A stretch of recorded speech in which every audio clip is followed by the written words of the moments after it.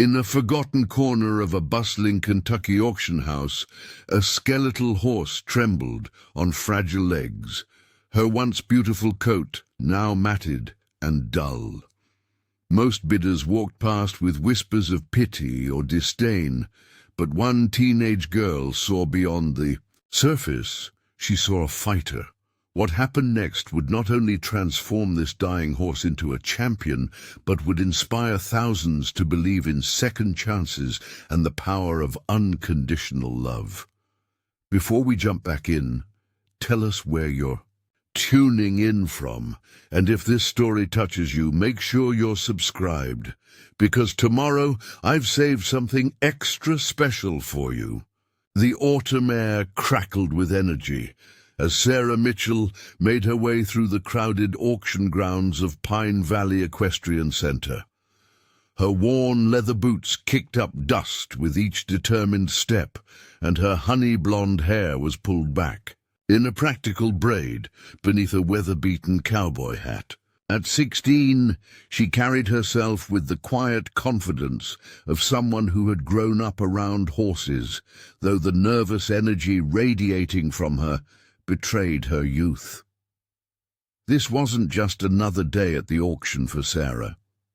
She had spent the past 2 years saving every penny from working at her family's small veterinary clinic, determined to buy her first horse. Her parents, both veterinarians, had taught her everything about caring for animals.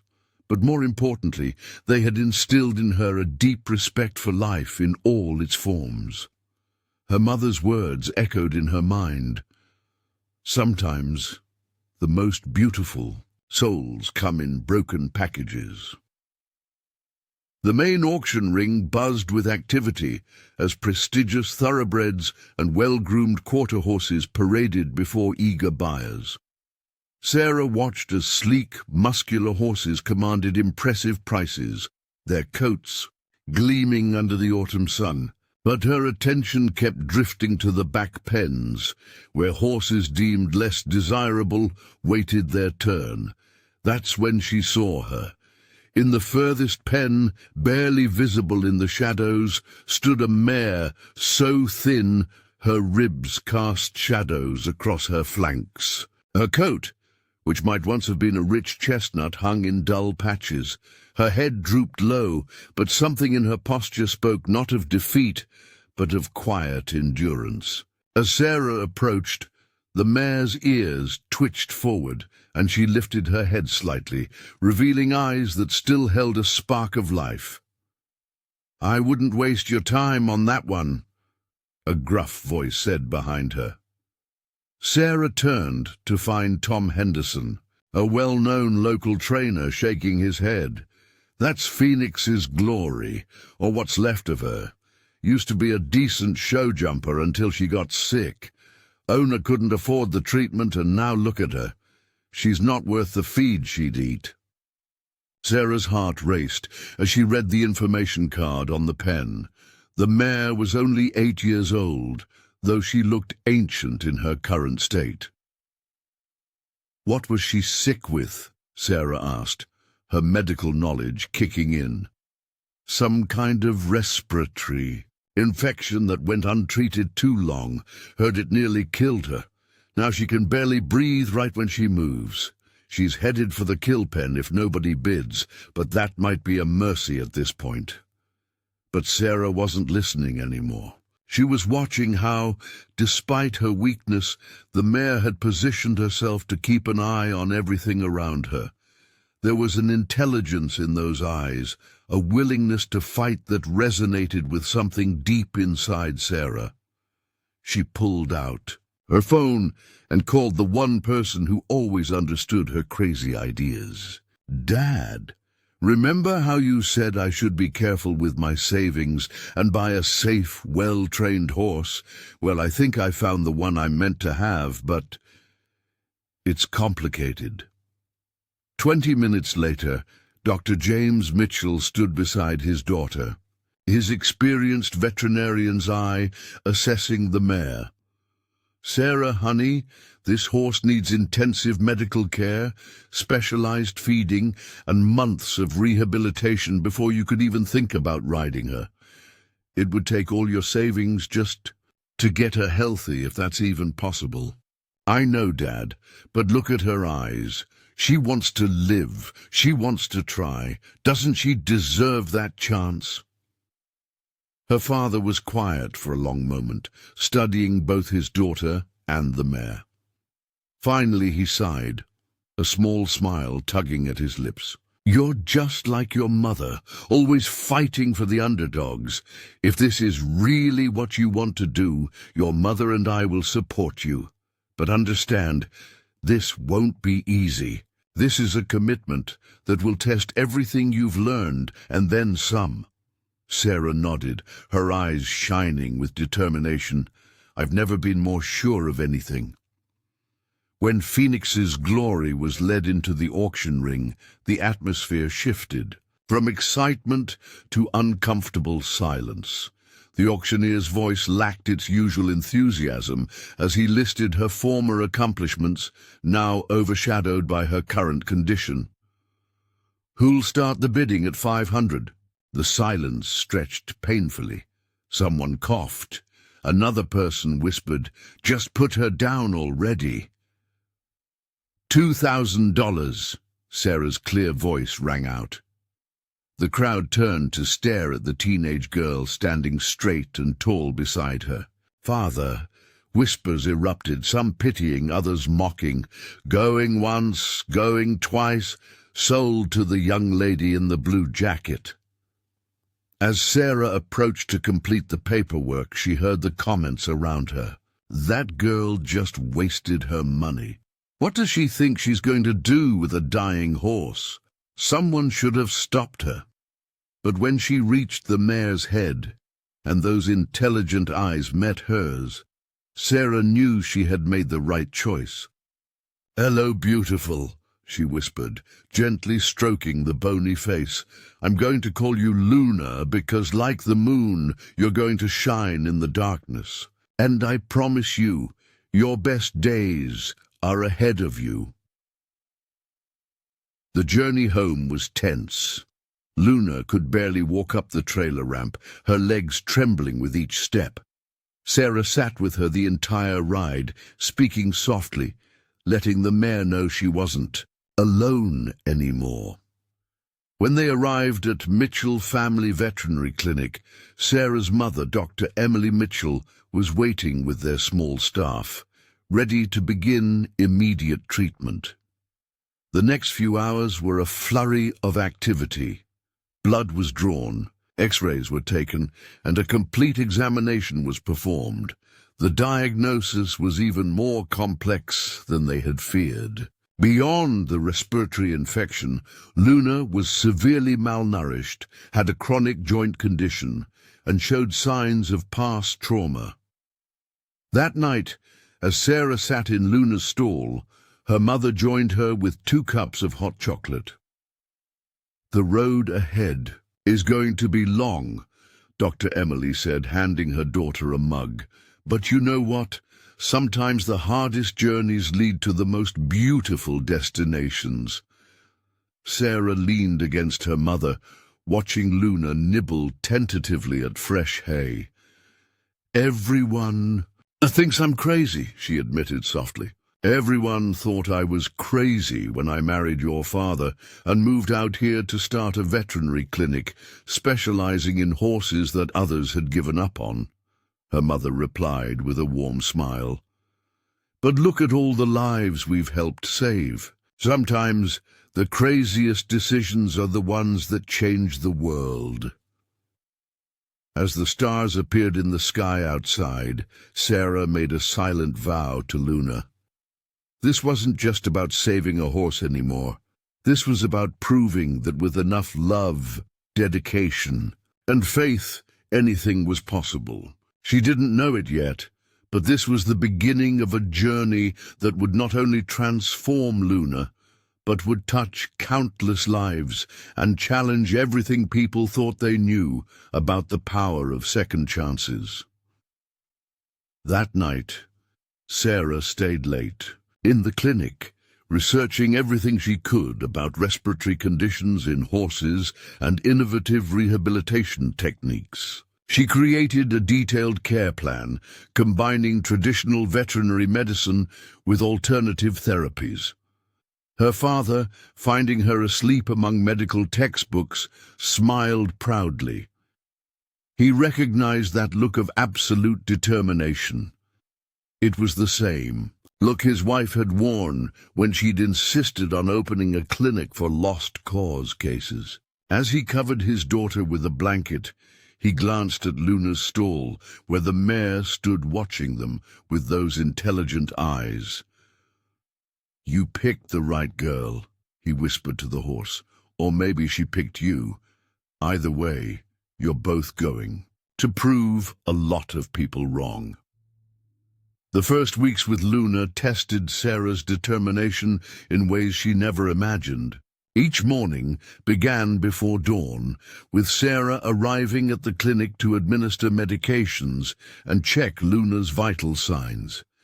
The mare's breathing remained labored, each breath a wheezing struggle that tore at Sarah's heart. But there was something else too, a subtle change in Luna's eyes. Where once there had been only resignation, now flickered a spark of interest, especially when she heard Sarah's footsteps approaching. Dr. Emily had designed a specialized feeding program to address Luna's severe malnutrition. Small, frequent meals of high-quality feed, supplemented with carefully chosen nutrients. Sarah learned to prepare special mashes, soaking hay to make it easier for Luna to eat, and measuring every portion with scientific precision. Her mother's expertise in equine nutrition proved invaluable, but it was Sarah's unwavering dedication that ensured the program's success. "The key," her mother explained one morning as they prepared Luna's breakfast, "isn't just about the quantity of food. It's about helping her body remember how to process nutrients properly again. Think of it like restarting a complex engine. Everything has to happen in the right order." The respiratory issues proved more challenging. Dr. James had contacted colleagues across the country seeking innovative treatments for Luna's condition. They settled on a combination of traditional medications and experimental therapies, including specialized breathing exercises. Sarah learned to perform chest physiotherapy on Luna, gentle techniques that helped clear her airways. Word spread quickly through the local equestrian community about the crazy Mitchell girl who had bought a dying horse. Visitors to the clinic would often stop by Luna's stall, their expressions a mix of pity and skepticism. Some were kind, offering advice or encouragement, but others were less charitable. One afternoon, as Sarah was performing Luna's breathing exercises, she overheard two clients talking outside the stall. "Such a waste of time and money," one woman said. "That horse will never recover enough to be rideable. The kindest thing would have been to put her down." Sarah's hands trembled slightly, but she didn't stop the therapy. Instead, she began talking softly to Luna, her voice steady despite the tears threatening to fall. "You hear that, girl? They don't believe in us, but that's okay. We believe in ourselves, and that's what matters." Luna turned her head, nuzzling Sarah's shoulder gently as if offering comfort. It was the first time she had initiated physical contact, and Sarah's heart soared. This small gesture became a turning point in their relationship, a moment when their connection deepened from caregiver and patient to true partners. Preparing and narrating this story took us a lot of time, so if you are enjoying it, subscribe to our channel. It means a lot to us. Now back to the story. The breakthrough in Luna's treatment came from an unexpected source. Maya Chen, a new client at the clinic, watched Sarah working with Luna one day and approached with an interesting suggestion. A practitioner of traditional Chinese veterinary medicine, Maya saw something in Luna's condition that others had missed. "Your mare's energy is blocked," Maya explained, her experienced hands running along Luna's meridian points. "The physical illness is important, yes, but there's also an emotional component we need to address. She's carrying trauma from her past, and it's affecting her ability to heal." Sarah was intrigued. While her parents' clinic embraced alternative therapies, they had never worked with someone who combined Eastern and Western approaches so comprehensively. Maya offered to work with Luna, incorporating acupuncture and herbal remedies into her treatment plan. Dr. Emily, always open to innovative approaches, agreed to let Maya join Luna's care team. "Sometimes healing requires us to think beyond traditional boundaries," she told Sarah. "Your instincts about Luna were right. She's teaching us all to see things differently." The combination of treatments began to show results.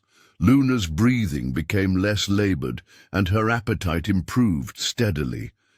The maze of supplements and medications on her treatment chart gradually simplified as her body grew stronger.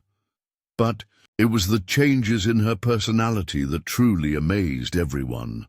Where once she had been withdrawn and defensive, Luna began showing curiosity about her surroundings. She would watch the clinic's daily activities with interest, her ears pricked forward, taking in everything.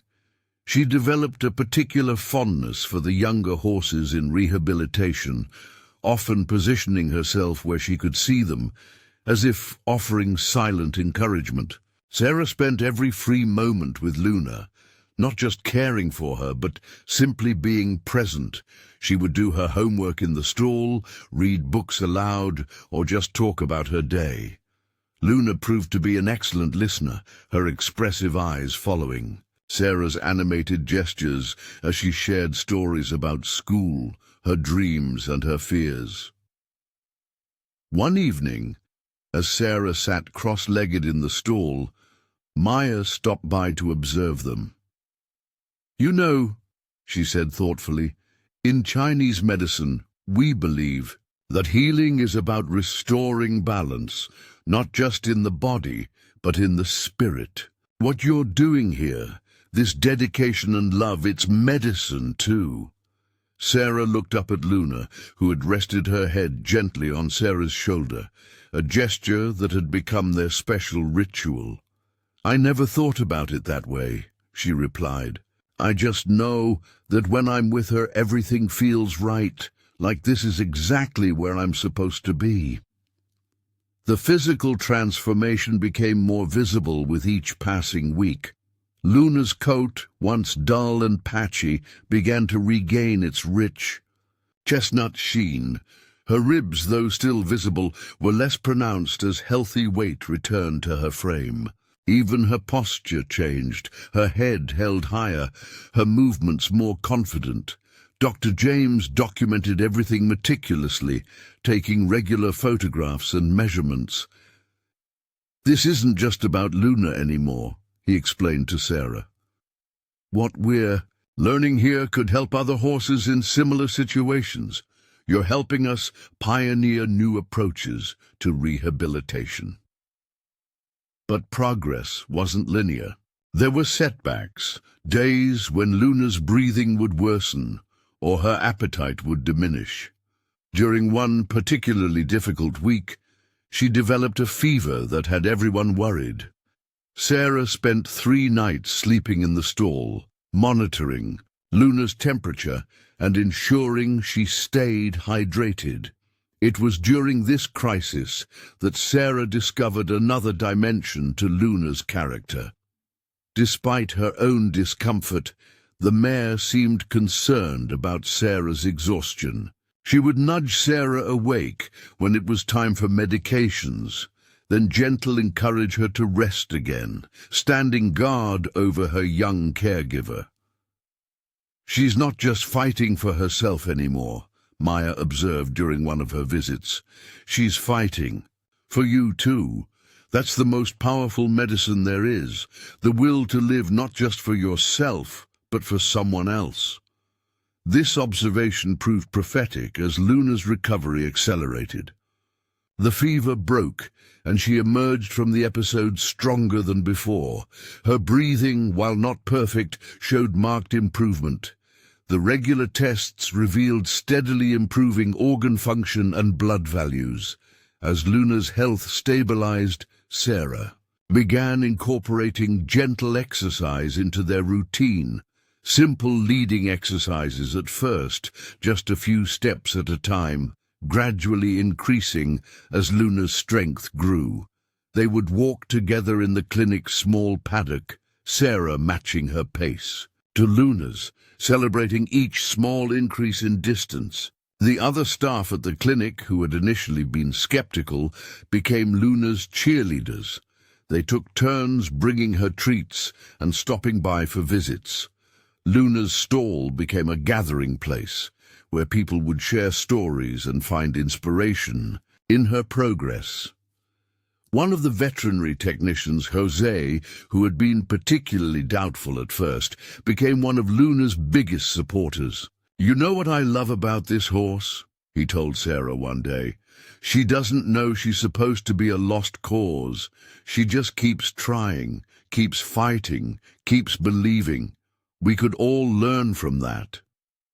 Sarah began keeping a journal of their journey, documenting not just the medical progress, but the small, precious moments that marked their growing bond. She wrote about the first time Luna nickered in greeting when she arrived in the morning, the way she would play with her water bucket when she was feeling good, and how she had developed a habit of gently pulling Sarah's braid when she wanted attention.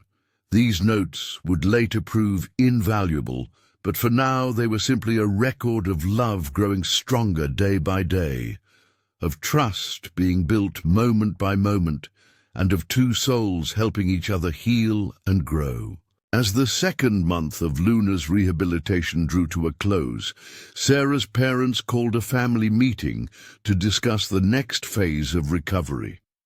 The clinic's resources had been instrumental in getting Luna through the critical period, but it was time to think about moving her to a more permanent arrangement. "She's ready for the next step," Dr. Emily announced, showing them the latest test results. "Her respiratory function has improved significantly, her blood work is nearly normal, and she's maintaining a healthy weight. The question is, what's the plan now?" Sarah had been preparing for this moment. She pulled out a carefully crafted proposal, complete with budget calculations, training schedules, and long-term care plans. Her parents exchanged proud glances as she presented her research with the confidence of someone twice her age. "I want to move her to Riverside Stables," Sarah explained. "They have excellent facilities, and more importantly, they're willing to work with us on her specialized care needs. I've already spoken with their manager, and they're excited about having us." Dr. James studied the proposal thoughtfully. "This is impressive, sweetheart. You've thought of everything. But are you sure you're ready for this step? It's one thing to care for her here, with all our resources and support. It's another to take on primary responsibility for her care." Sarah's response was immediate and firm. "Luna's shown me that anything is possible if you believe in it enough. She's ready for this next challenge, and so am I.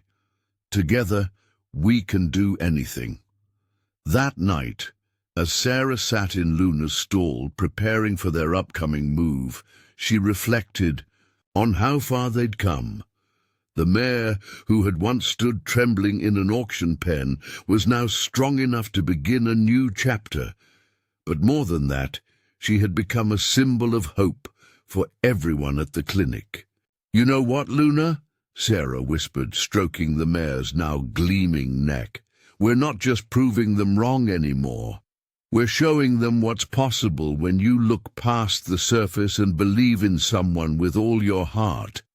Luna's soft nicker of response seemed to say she understood perfectly. The move to Riverside Stables marked the beginning of a new chapter in Sarah and Luna's journey. The facility sprawled across 30 acres of rolling Kentucky countryside, its white fences and well-maintained barns a testament to professional excellence. But it was the atmosphere that had drawn Sarah, a perfect blend of serious training and compassionate horsemanship. Luna's arrival caused quite a stir. Word had spread about the miracle mare from Mitchell Veterinary Clinic, and curious riders gathered to watch as Sarah carefully led her from the trailer. Luna carried herself with newfound dignity, her head held high as she surveyed her new surroundings. Gone was the trembling skeleton from the auction. In her place stood a horse beginning to remember her own strength. Andrea Rodriguez, the head trainer at Riverside, met them at the barn entrance. A former Olympic equestrian with a reputation for developing unlikely champions, she had been intrigued by Sarah's story. "So this is the famous Luna," she said, her experienced eye assessing the mare. "I see what Maya Chen was talking about. There's something special here." Sarah had chosen Luna's new stall carefully, an end spot with good ventilation and a view of both the indoor arena and the pastures. As they settled Luna in, Andrea shared her thoughts on their path forward. "Recovery isn't just about getting strong enough to ride," she explained. "It's about rebuilding confidence, rediscovering joy in movement. We'll take it one day at a time, but always moving forward." The first week at Riverside established their new routine. Sarah arrived early, each morning before school, taking Luna for gentle walks around the property. They explored every corner of the facility together, the outdoor arenas, the trails that wound through nearby woods, the quiet spaces between barns where birds nested in the eaves. After school, Sarah returned for their formal training sessions. With Andrea, these began simply with groundwork exercises designed to help Luna rebuild her muscle structure and improve her balance. Andrea introduced them to Liberty work, where Luna moved freely in the round pen, responding to Sarah's voice and body language.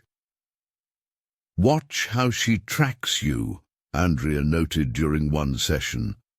"See how her ears follow your movement, how she adjusts her position to stay connected with you. That's rare. Most horses take months to develop that level of attention." The other riders at Riverside gradually warmed to the unusual pair. Many offered help or advice, sharing their own stories of horses who had overcome difficulties. But there were still skeptics, particularly among the more competitive riders, who couldn't understand why anyone would invest so much in a horse with such an uncertain future. One afternoon, as Sarah worked with Luna in the indoor arena, she overheard a conversation that made her blood boil. Two teenage riders, their custom boots gleaming and their horses' coats impeccably groomed, were discussing her within earshot.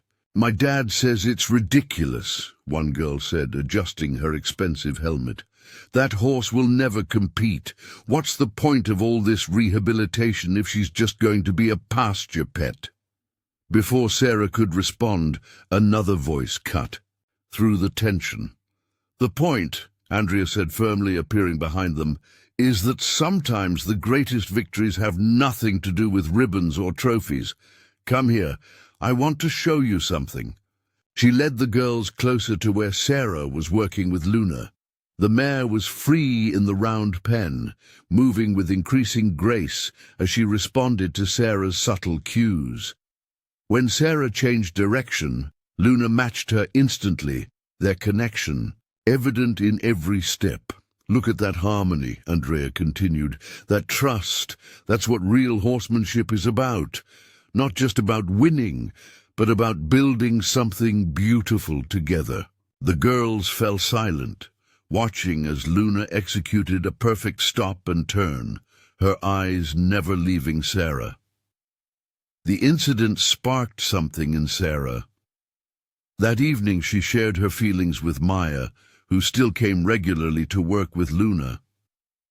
"I know, Luna may never be a competition horse," she admitted, "but I feel like we're meant to do something important together.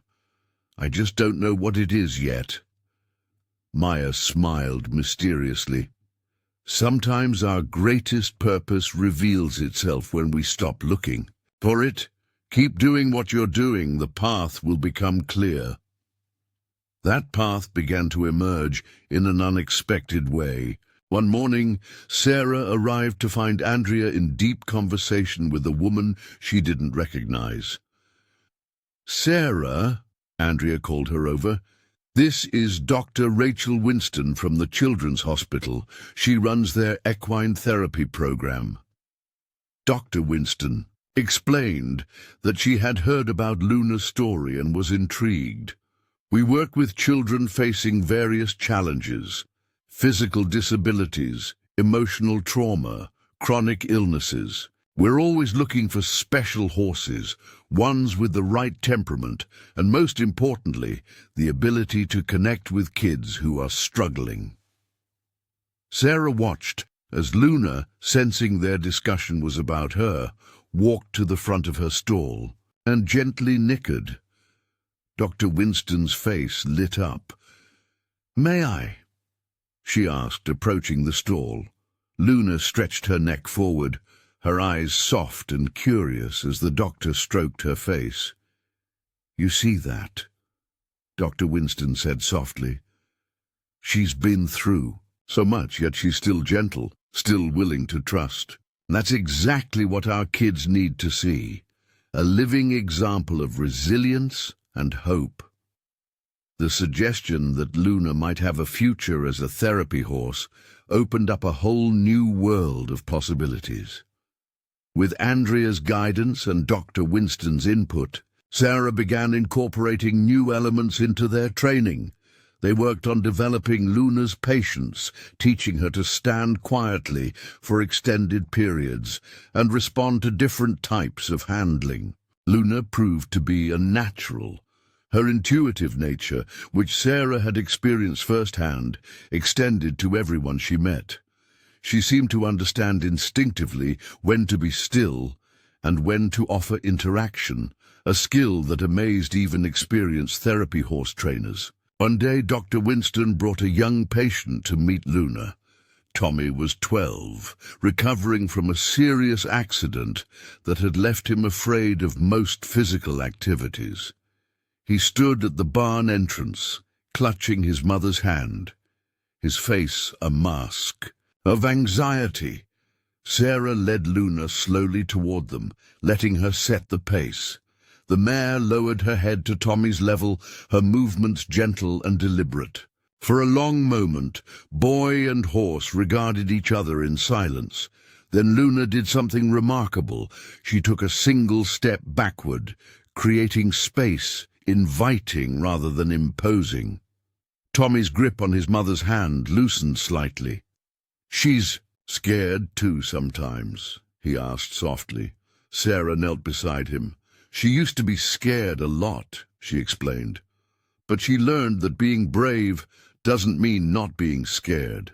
It means facing those fears, one small step at a time." Tommy released his mother's hand and took a tentative step forward. Luna remained perfectly still as he reached out to touch her nose. A small smile crept across his face, the first his mother had seen since the accident. This interaction marked another turning point in their journey. While continuing their regular training, Sarah and Luna began participating in carefully supervised therapy sessions. They started small, with individual visits like Tommy's, gradually working up to group sessions. The impact was profound. Children who had stopped speaking began to open up to Luna. Those struggling with physical therapy found new motivation in working with her. Parents reported breakthroughs that traditional therapy hadn't achieved. It's like she knows exactly what each child needs, Dr. Winston observed. Whether it's silent companionship or playful interaction, she adapts instinctively. Sarah's pride in Luna grew with each success story.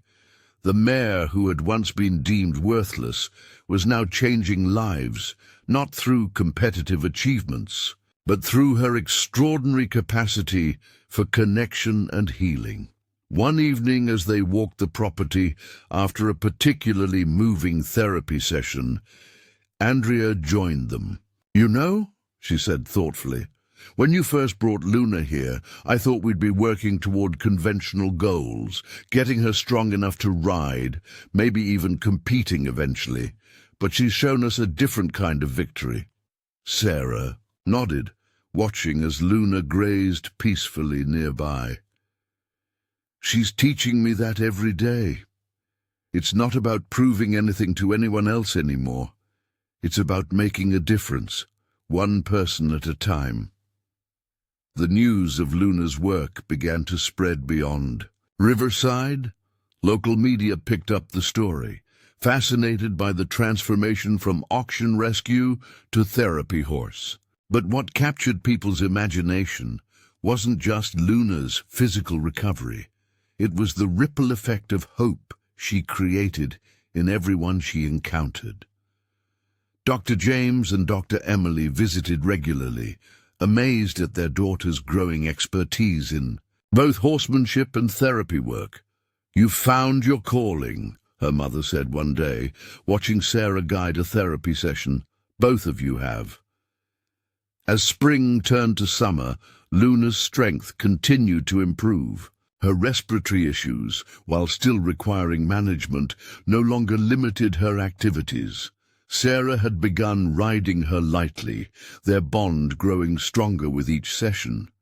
But it was in her therapy work that Luna truly shone, displaying a wisdom and gentleness that seemed almost supernatural. "Some horses are born to compete," Andrea told Sarah. "Others, like Luna, are born to heal. You didn't just save her life, you helped her find her purpose." Luna's growing success in the therapy program brought unexpected challenges and opportunities. As word spread about the miracle mare who connected so deeply with troubled children, requests began pouring in from other therapeutic riding centers and hospitals. Sarah found herself at a crossroads, facing decisions that would shape not only Luna's future, but her own.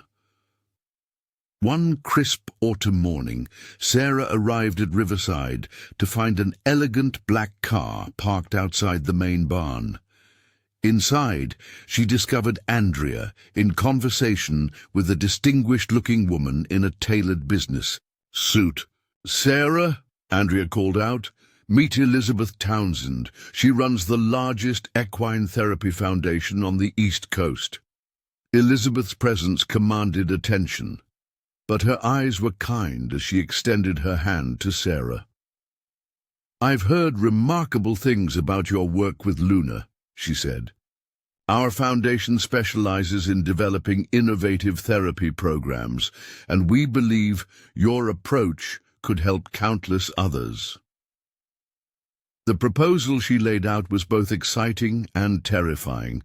The foundation wanted to document Luna's rehabilitation journey and therapy work, creating a training program that could be implemented at other facilities. They offered resources, exposure, and the chance to impact lives on a much larger scale.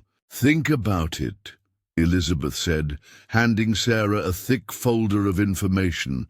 "This could be the beginning of something revolutionary in equine therapy."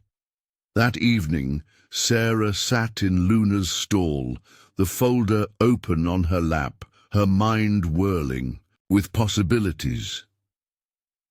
Luna rested her head gently on Sarah's shoulder, her presence as comforting as always. "What do you think, girl?" Sarah whispered. "Are we ready for something bigger?" The decision became clearer after a particularly powerful therapy session the next day.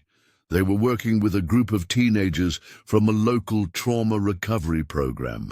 One girl, Jessica, hadn't spoken since witnessing a tragic accident months earlier.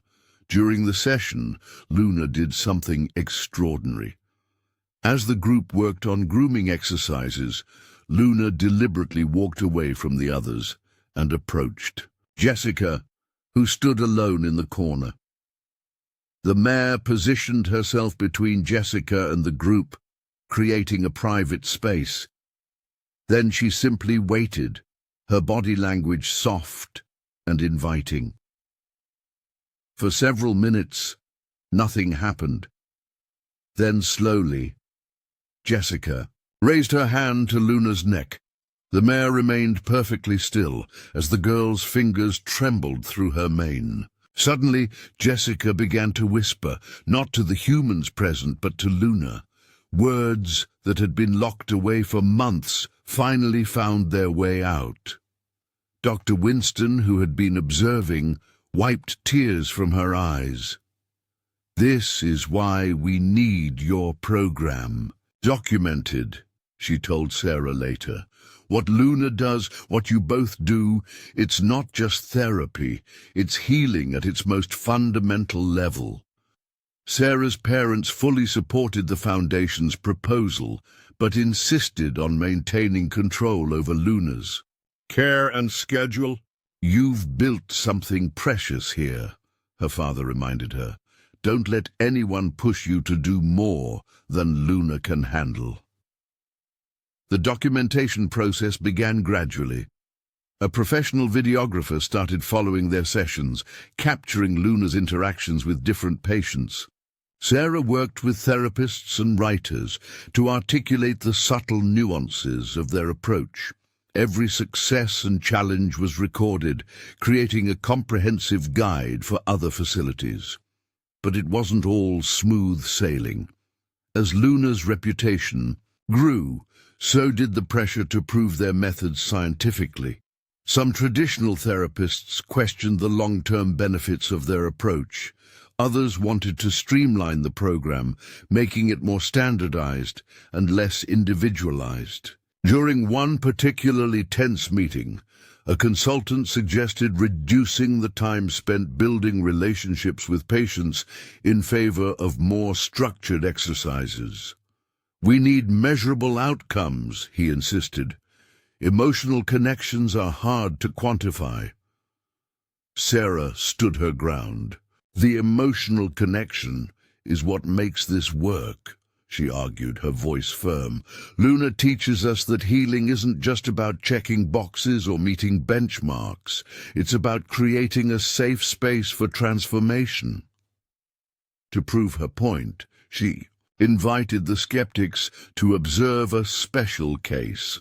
Marcus, a veteran struggling with PTSD, had been referred to their program after traditional therapies failed to help. His first few sessions were spent simply sitting in the barn, too overwhelmed to interact directly with Luna. But Luna, with her uncanny intuition, knew exactly what to do.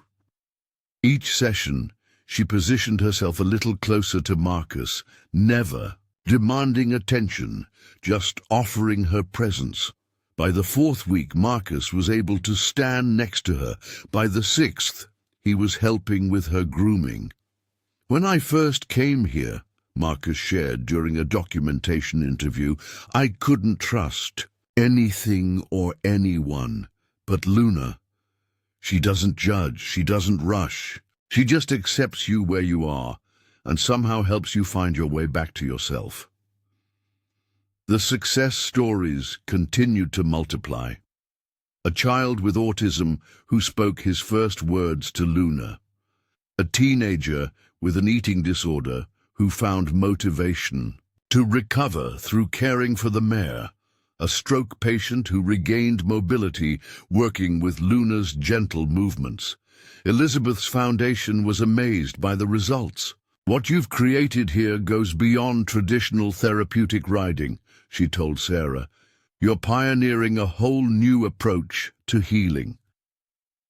The program began expanding thoughtfully. Sarah and Andrea developed training protocols for other therapy, horses, using Luna's natural instincts as a model. They discovered that while not every horse had Luna's extraordinary empathy, many could be taught to work effectively with patients when handled with similar patience and understanding. Sarah's role evolved too. At 17, she was already being recognized as an expert in equine-assisted therapy. She began giving presentations at conferences, sharing Luna's story and the lessons they'd learned together. Their journey from the auction house to becoming healing partners inspired others to look beyond surface appearances and traditional expectations. One presentation particularly stood out. Sarah was speaking at a national therapeutic riding convention when she spotted a familiar face in the audience: Tom Henderson, the trainer who had dismissed Luna at the auction. After her talk, he approached her, his expression thoughtful. "I've been in this business 40 years, he said, "and I've never been so happy to be wrong about a horse. What you've done with Luna, it's made me rethink everything I thought I knew about potential." The Foundation's documentation project eventually became a comprehensive training program implemented at therapy centers across the country. But Sarah insisted that each facility understand the core principle that made their work successful: the healing power of unconditional acceptance and patience. Luna's legacy grew beyond anything Sarah could have imagined that day at the auction. The mare who had been deemed worthless was now helping others find their worth, proving that sometimes the most profound healing comes from the most unexpected sources. As Sarah watched Luna work her magic with a new group of patients, she reflected on their journey. They had started out trying to prove something to the world, but along the way they had discovered a truth far more valuable: that every soul has purpose, and sometimes the greatest gifts come wrapped in the most challenging packages. Luna's story became more than just a tale of rehabilitation. It became a testament to the transformative power of belief, not just in healing bodies, but in healing hearts and spirits. Through their work, they showed that sometimes the ones society overlooks are the very ones capable of changing the world, one gentle interaction at a time. As winter descended on riverside stables, bringing crisp mornings and frost-covered pastures, Sarah faced an unexpected challenge that would test everything she and Luna had built. A mysterious respiratory virus began spreading through local stables, affecting horses with pre-existing conditions most severely. Given Luna's history, the threat loomed particularly large. Sarah implemented strict preventive measures, working closely with her parents to protect Luna and the therapy program's participants. They installed air purifiers, adjusted Luna's schedule to minimize exposure, and developed alternative therapy, methods that could be used if quarantine became necessary. During this time, an unusual opportunity emerged. Dr. Catherine Wells, a renowned researcher in equine respiratory diseases, reached out after hearing about Luna's remarkable recovery from her initial condition. "Your mare's case is fascinating," she explained during a video call. "The combination of traditional and alternative treatments you used could help us develop better protocols for other horses." Indeed, the prospect of Luna contributing to scientific research added another dimension to their journey. Dr. Wells proposed a study that would document Luna's ongoing health management while testing new therapeutic approaches.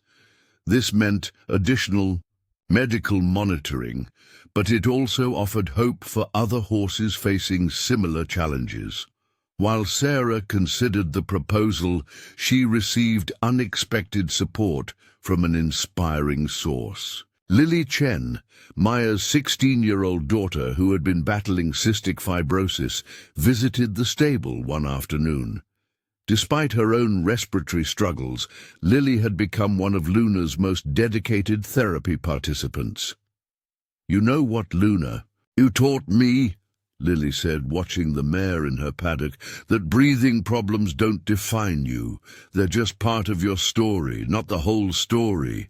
If participating in this research could help other horses breathe easier, isn't that worth it?" Sarah agreed to participate in the study, but with clear conditions to protect Luna's well-being and maintain their therapy work. The research began quietly, with Dr. Wells and her team monitoring Luna's breathing patterns and response to various treatments. They were particularly interested in how the combination of Western medicine and Eastern practices had contributed to her recovery. The virus outbreak in the area intensified, forcing many stables to close temporarily. But thanks to the preventive measures and Luna's strengthened immune system, they managed to continue their essential therapy work while maintaining strict safety protocols. In fact, the challenge led to innovative adaptations in their program. They developed outdoor therapy sessions that allowed for better ventilation and social distancing.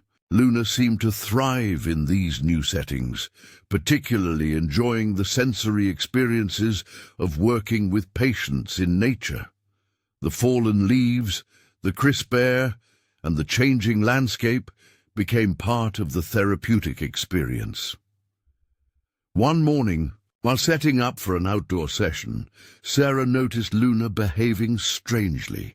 The mare kept looking toward the woods behind the paddock, her ears forward with intense focus. Following her gaze, Sarah spotted something moving among the trees. A deer, limping badly, had wandered near the fence. Luna's reaction was remarkable. She positioned herself along the fence, maintaining a calm, steady presence that seemed to reassure the injured deer. For several minutes, horse and deer regarded each other in what appeared to be silent understanding. The deer eventually moved on, but the incident sparked an idea. Sarah began incorporating wildlife observations into their therapy sessions, especially with children who struggled with emotional regulation. Luna's natural empathy for other creatures became a powerful teaching tool, helping patients develop their own capacity for compassion and understanding. The research team was fascinated by Luna's behavioral patterns. They noticed that her respiratory function actually improved during therapy sessions, suggesting an emotional component to her physical well-being. This observation led to new theories about the connection between emotional state and respiratory health in horses. Dr. Wells expanded the study to include other therapy horses, but Luna's case remained unique. "There's something extraordinary about how she's adapted to her condition," the doctor noted. "Instead of being limited by it, she's transformed it into a strength. Her calm, measured breathing during patient interactions actually helps regulate their breathing patterns too." This finding led to an innovative breathing synchronization program where patients with anxiety or respiratory issues would practice matching their breath to Luna's steady rhythm. The results were remarkable, particularly with children who struggled with panic attacks or breathing difficulties. As winter deepened, Sarah received news that would take their work in an unexpected direction. A prestigious children's hospital in Boston was developing a pilot program for severe cases of medical PTSD in young patients. They wanted Luna as their flagship therapy horse, offering to build a specialized facility that would accommodate her needs while helping children who had experienced severe medical trauma. The offer was both exciting and daunting. Moving to Boston would mean leaving behind their established program at Riverside, but it would also allow them to help children who had exhausted other therapeutic options. Sarah spent days weighing the decision, consulting with her parents, Andrea, and the various professionals who had become part of Luna's extended care team. During this period of uncertainty, a young patient named Sophie provided unexpected clarity. Sophie had been severely burned in a house fire and was struggling with both physical and emotional recovery. During one of their sessions, she asked Sarah a simple but profound question. How did Luna know she could get better when everyone said she couldn't? Sarah thought carefully before answering. I don't think she did know, sweetheart. She just knew she wasn't alone anymore, and sometimes that's enough to keep trying. Sophie nodded thoughtfully, her scarred hands gentle on Luna's neck. Then maybe that's what other kids like me need to know too, that they're not alone. This conversation became the turning point in Sarah's decision-making process. The Boston program would allow them to reach children who felt most isolated by their medical experiences, just as Luna had once been isolated by her condition. It wasn't about leaving their work behind, but about expanding its reach to those who needed it most. The transition plans began taking shape. The Boston facility would include state-of-the-art air filtration systems, specialized therapy spaces, and continuation of Dr. Wells's research program. Sarah would complete her senior year of high school through a combination of online classes and local coursework, allowing her to maintain her commitment to Luna and the therapy program. As news of their impending move spread, the impact of their work at Riverside became increasingly clear.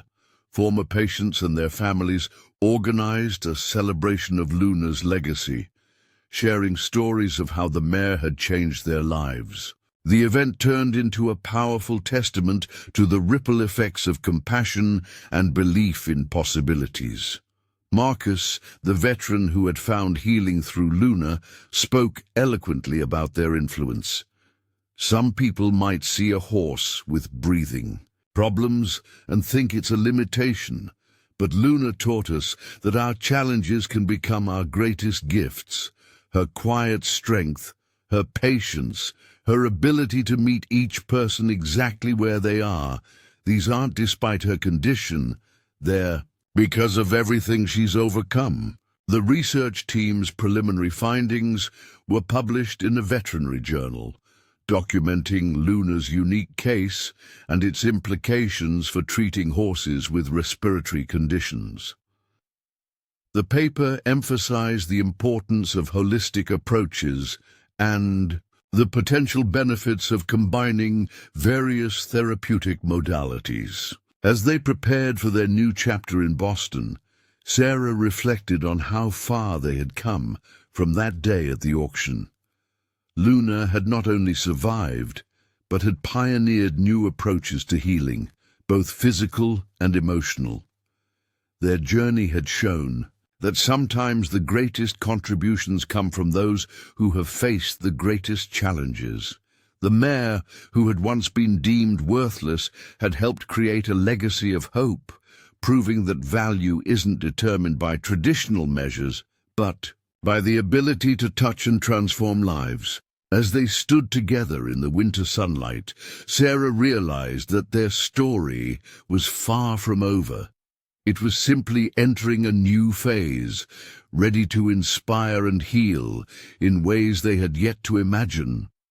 The journey to Boston marked the beginning of their most ambitious chapter yet.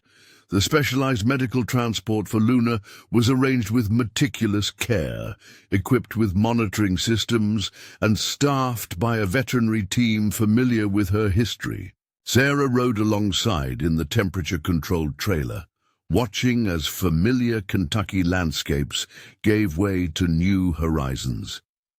The Children's Medical Center of Boston had transformed their equine therapy facility into a state-of-the-art healing space. The indoor arena featured advanced climate control systems, while the outdoor areas included sensory gardens and wheelchair-accessible paths. Everything had been designed with both Luna's needs and their patients' requirements in mind. Dr. Rachel Cohen, the center's chief of pediatric psychology, greeted them on arrival. "We've been following your work closely," she explained, leading them through the facility. "What you've achieved with Luna goes beyond traditional therapy. We believe your approach could revolutionize how we treat children with severe medical trauma." The program would focus on children who had experienced prolonged hospitalizations, complex medical procedures, or life-altering diagnoses.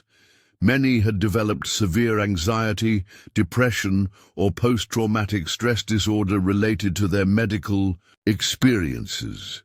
Traditional therapy had helped some, but many remained locked in their trauma. Sarah's first patient in Boston was Alex, a 12-year-old boy who had spent most of the past year in hospitals fighting a rare form of cancer.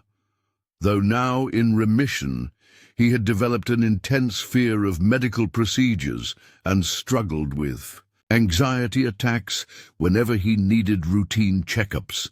Their initial session was unlike anything they'd done before. Instead of following a structured therapy plan, Sarah let Alex observe Luna's morning medical routine, the respiratory treatments, health checks, and preventive care she still required. Luna, with her characteristic patience, demonstrated how she had learned to accept and even participate in her own health care. "She's not scared of the treatments?" Alex asked, watching Luna calmly accept her breathing exercises. "She used to be," Sarah explained, "but she learned that these things help her stay strong and healthy. Now she understands they're part of taking care of herself." Over the next few weeks, Alex began participating in Luna's care routine. Through helping with her treatments, he started to reframe his own medical experiences. Luna's acceptance of necessary procedures helped him develop a new perspective on his own healthcare journey. The success with Alex led to the development of a specialized program called Partners in Healing, where children worked alongside Luna during her own medical care as a way to process their experiences. The approach was particularly effective with patients who had developed medical phobias or resistance to treatment. Word of their innovative program spread through the medical community. Healthcare professionals from other institutions began visiting to observe their methods. Sarah found herself conducting workshops for medical staff, teaching them how to incorporate elements of their approach into traditional treatment protocols. One day, a group of medical students watching a session with Luna asked Sarah about her long-term goals. Her response surprised even herself. "I want to create a bridge between veterinary medicine and human healing. Luna's shown us that sometimes the best way to help someone heal is to let them help someone else heal too." This philosophy was put to the test when they received an emergency request from the pediatric oncology department. Emma, a 14-year-old patient, had stopped responding to treatment and was refusing further chemotherapy. Her doctors were desperate for anything that might help her reconnect with her will to fight. Sarah and Luna's approach with Emma was unconventional. Instead of focusing on therapy, they invited her to help document Luna's ongoing health journey for Dr. Wells's research. Emma, who had dreamed of becoming a doctor before her diagnosis, found purpose in contributing to medical research, even if from a different perspective than she'd imagined. Through working with Luna, Emma began to see her own treatment differently. "Luna doesn't fight her treatments," she observed one day. "She works with them like they're part of her team." This insight marked a turning point in Emma's attitude toward her own medical care. The success of their program attracted attention from unexpected quarters. A technology company specializing in medical innovations approached them about developing virtual reality programs based on their therapy methods. The idea was to create immersive experiences that could help patients prepare for medical procedures or cope with hospital anxiety. Luna's natural ability to remain calm during medical interventions became the model for these programs. The development team spent weeks recording her behaviors, movements, and responses, creating virtual scenarios that could help patients learn similar coping strategies. Sarah insisted that any technological adaptations of their work maintain the core principle of personal connection. "Technology can be a bridge," she explained to the development team, "but it can't replace the healing power of genuine interaction." The spring brought new challenges and opportunities. A group of researchers from the National Institutes of Health proposed a formal study of their program's impact on pediatric patient outcomes. The study would document not only psychological improvements, but also physical markers like stress hormone levels and immune function. Meanwhile, Luna continued to surprise everyone with her adaptability and intuition.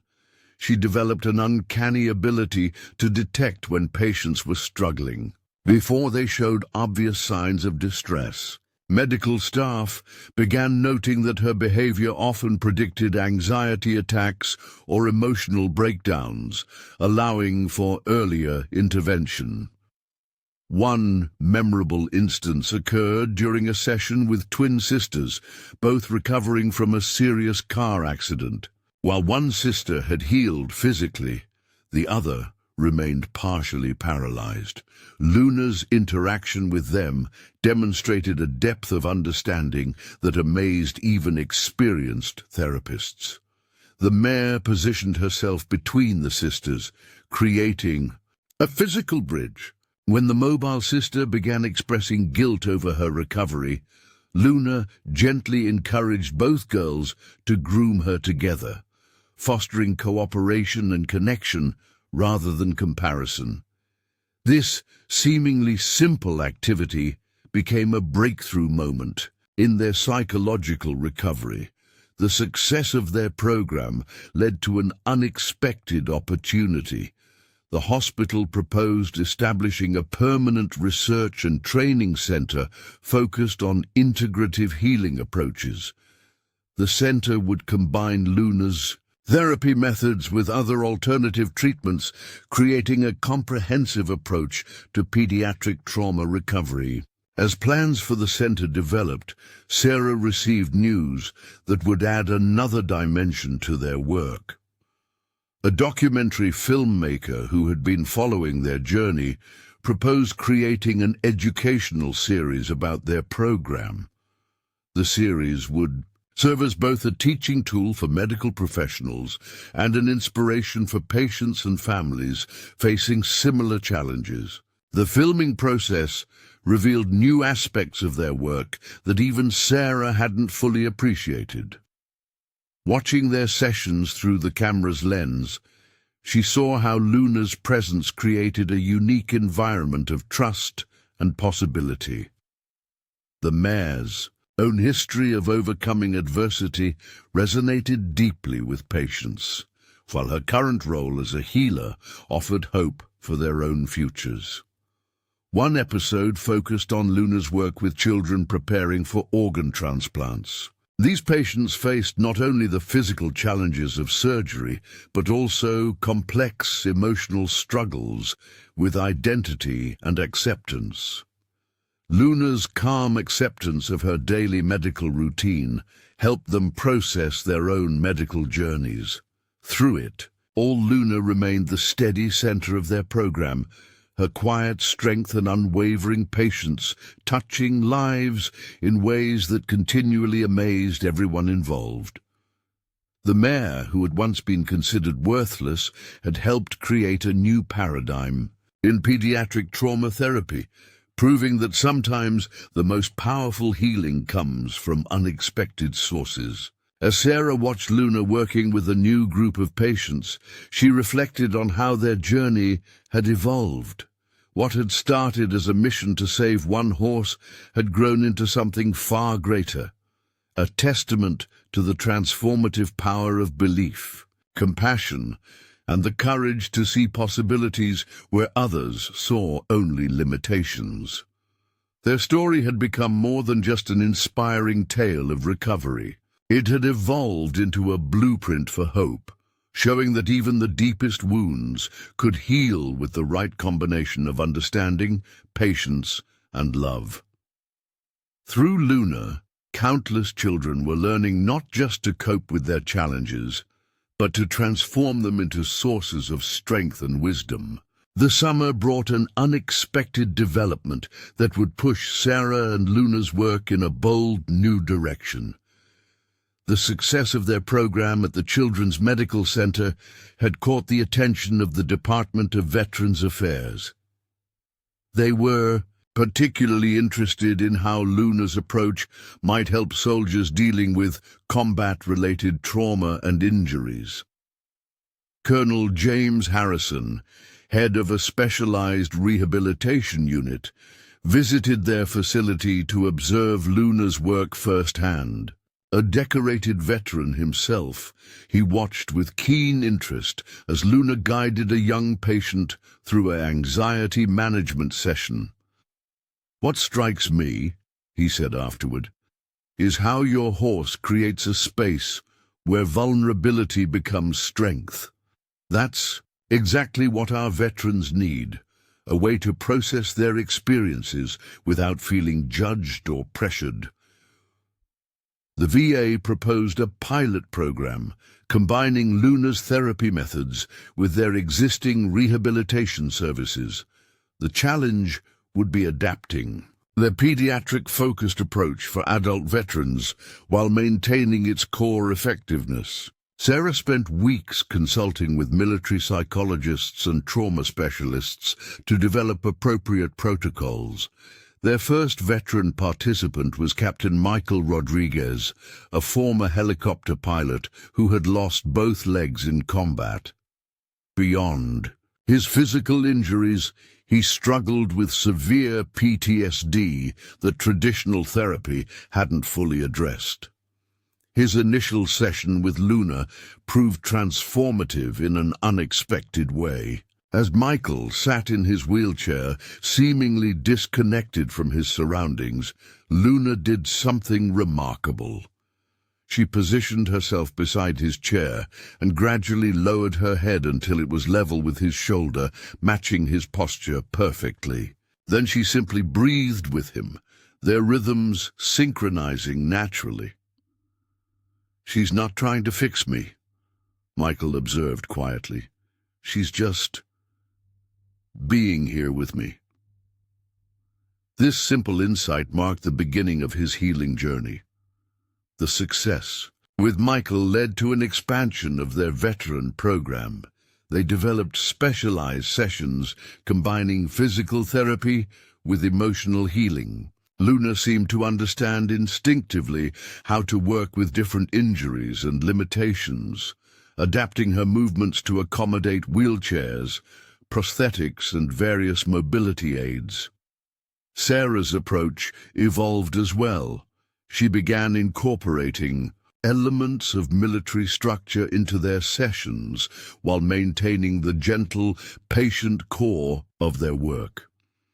Veterans responded particularly well to having clear objectives while still being given space to process their experiences at their own pace. The program gained another dimension when they began working with service dogs in training. Luna's calm presence helped acclimate the dogs to working around people with various medical equipment and physical challenges. This collaboration led to the development of integrated therapy sessions where veterans worked with both Luna and their future service dogs. One morning, during a joint session, they witnessed an extraordinary interaction. A veteran named David, who had been struggling with anger management, was working with his service dog when he became visibly agitated. Before anyone could intervene, Luna stepped between David and the dog, creating a peaceful buffer zone. Her calm energy helped diffuse the situation, demonstrating a level of emotional intelligence that amazed even experienced handlers.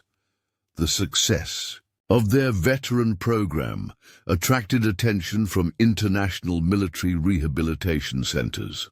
Sarah found herself conducting virtual training sessions with therapists from around the world, sharing Luna's methods and helping them develop similar programs. During this period, they received an unusual request. A group of first responders, who had dealt with a particularly traumatic mass casualty event, asked to participate in their program. These individuals, who typically focused on helping others, were struggling to process their own emotional wounds. Luna's work with the first responders revealed yet another facet of her healing abilities. She seemed to understand their need to maintain professional composure while still accessing their emotions. She developed a pattern of providing brief, intense connections followed by periods of quiet presence, allowing them to process their feelings at a manageable pace. The combination of veterans, first responders, and children's programs created a unique healing community at the center.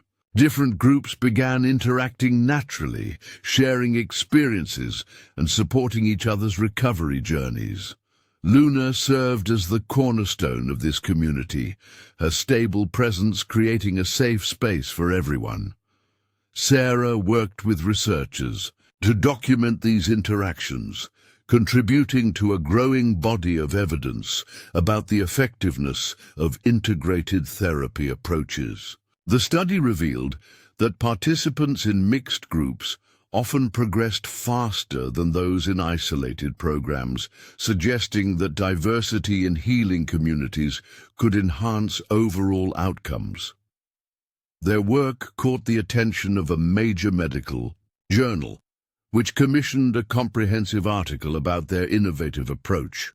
The piece focused not just on Luna's methods, but on the broader implications of their work for trauma recovery and community healing. As their influence grew, Sarah received an invitation to speak at an international conference on trauma therapy. Her presentation, titled "Learning to Heal: Lessons from an Unlikely Teacher," drew on their experiences to challenge traditional approaches to trauma recovery. "Luna's taught us that healing isn't just about fixing what's broken," Sarah explained to the packed auditorium. "It's about creating spaces where transformation becomes possible. Sometimes the best medicine isn't a treatment plan. It's the presence of someone who believes in your capacity to heal." The conference led to new collaborations and opportunities. A leading medical school proposed incorporating their methods into their psychiatric training program.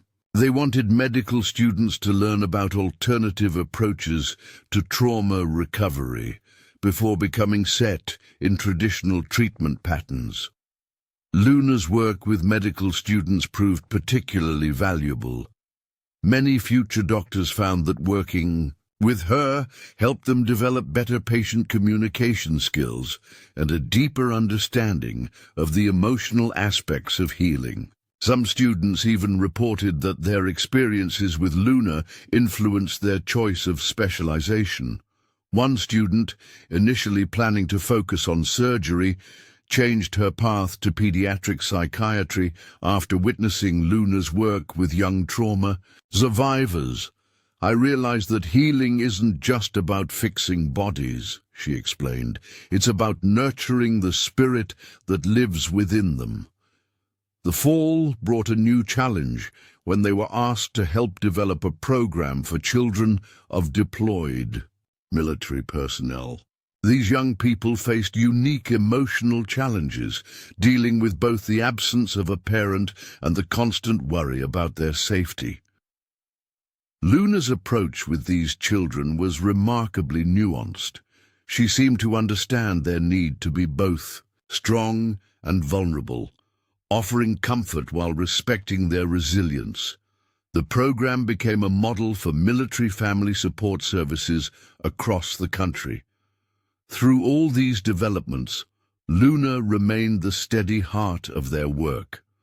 Her own journey from rejection to healing continued to inspire everyone who encountered her. She demonstrated daily that past trauma didn't have to define one's future, that weakness could become strength, and that the capacity to heal others often emerged from one's own wounds. As Sarah watched Luna work with a group that included veterans, children, and medical students, she realized they had created something far beyond a therapy program. They had built a living testament to the power of unconditional acceptance and the healing potential of authentic connection. Their story had become a beacon of hope, showing that even the deepest wounds could become sources of wisdom and healing.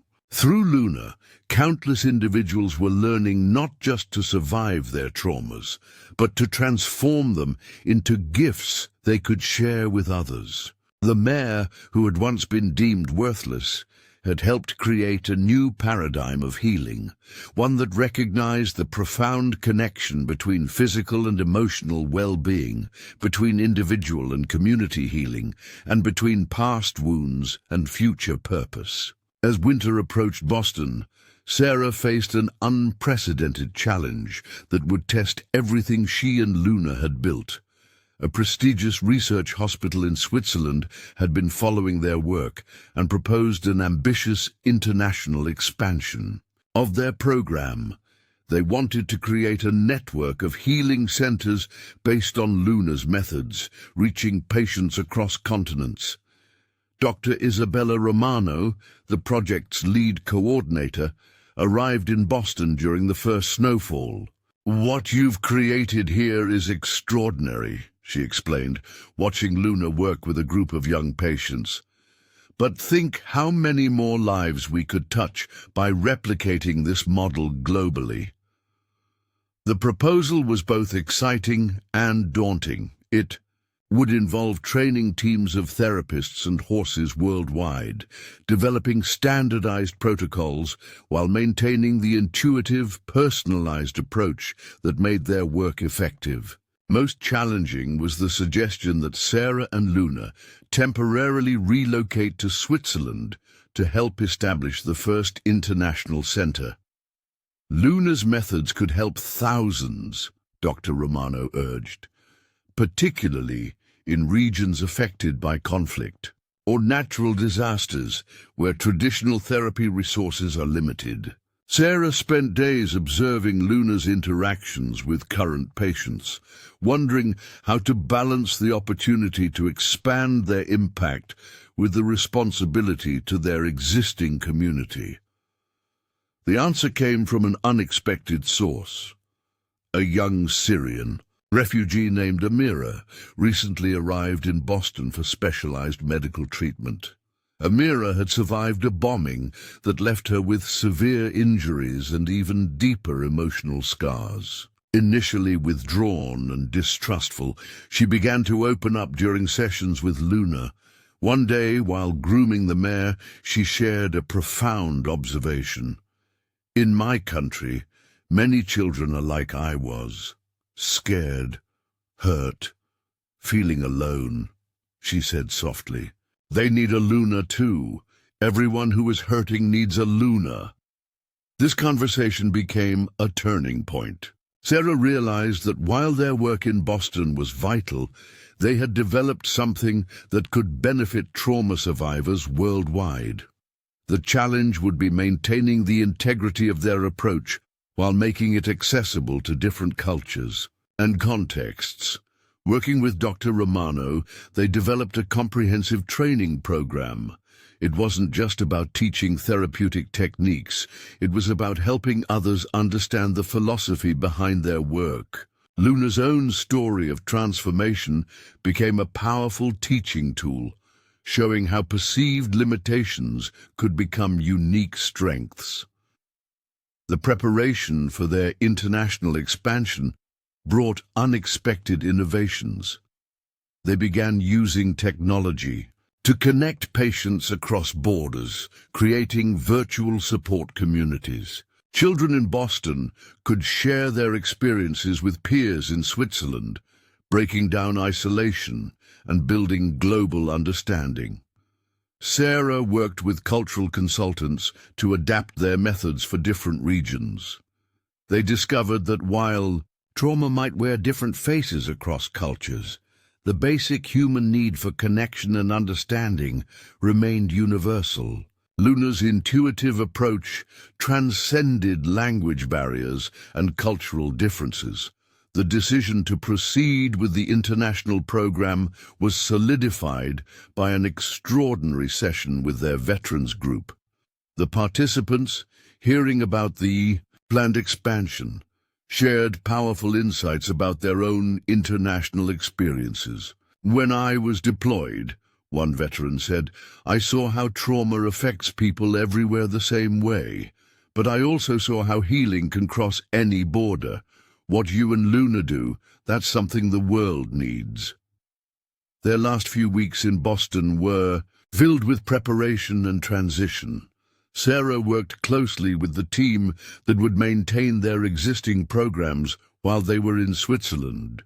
Luna, sensing the coming changes, showed remarkable adaptability during training sessions with her temporary replacements. Dr. Cohen, who had supported their work from the beginning, helped develop protocols for maintaining connection with their Boston patients during their absence. "What you've built here isn't dependent on your physical presence," she assured Sarah. "It's about the principles and understanding you've cultivated." The journey to Switzerland marked the beginning of their most ambitious chapter. Luna handled the long flight with characteristic grace, remaining calm even during turbulence. Upon arrival at the new facility in Geneva, they found a space designed to combine the best elements of their Boston program with innovative new features. The International Center was located in a peaceful valley with views of the Alps. The facility included state-of-the-art medical equipment alongside natural healing spaces. Most importantly, it was designed to be accessible to patients from diverse backgrounds and circumstances. Their first weeks in Switzerland focused on training local staff and adapting their programs for European healthcare systems. Luna's presence drew attention from medical professionals across the continent, each eager to understand their unique approach to trauma recovery. One particular case highlighted the universal appeal of their methods. A group of children from various conflict zones had been brought to Switzerland for medical treatment. Despite speaking different languages and coming from different cultures, they found common ground in their work with Luna.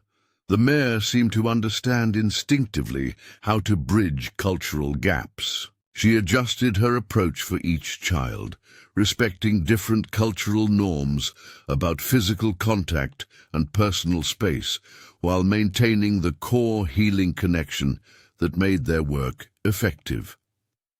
Sarah worked with translators to ensure their methods were properly communicated across language barriers. They discovered that while words might need translation, Luna's gentle presence and intuitive understanding required no interpretation.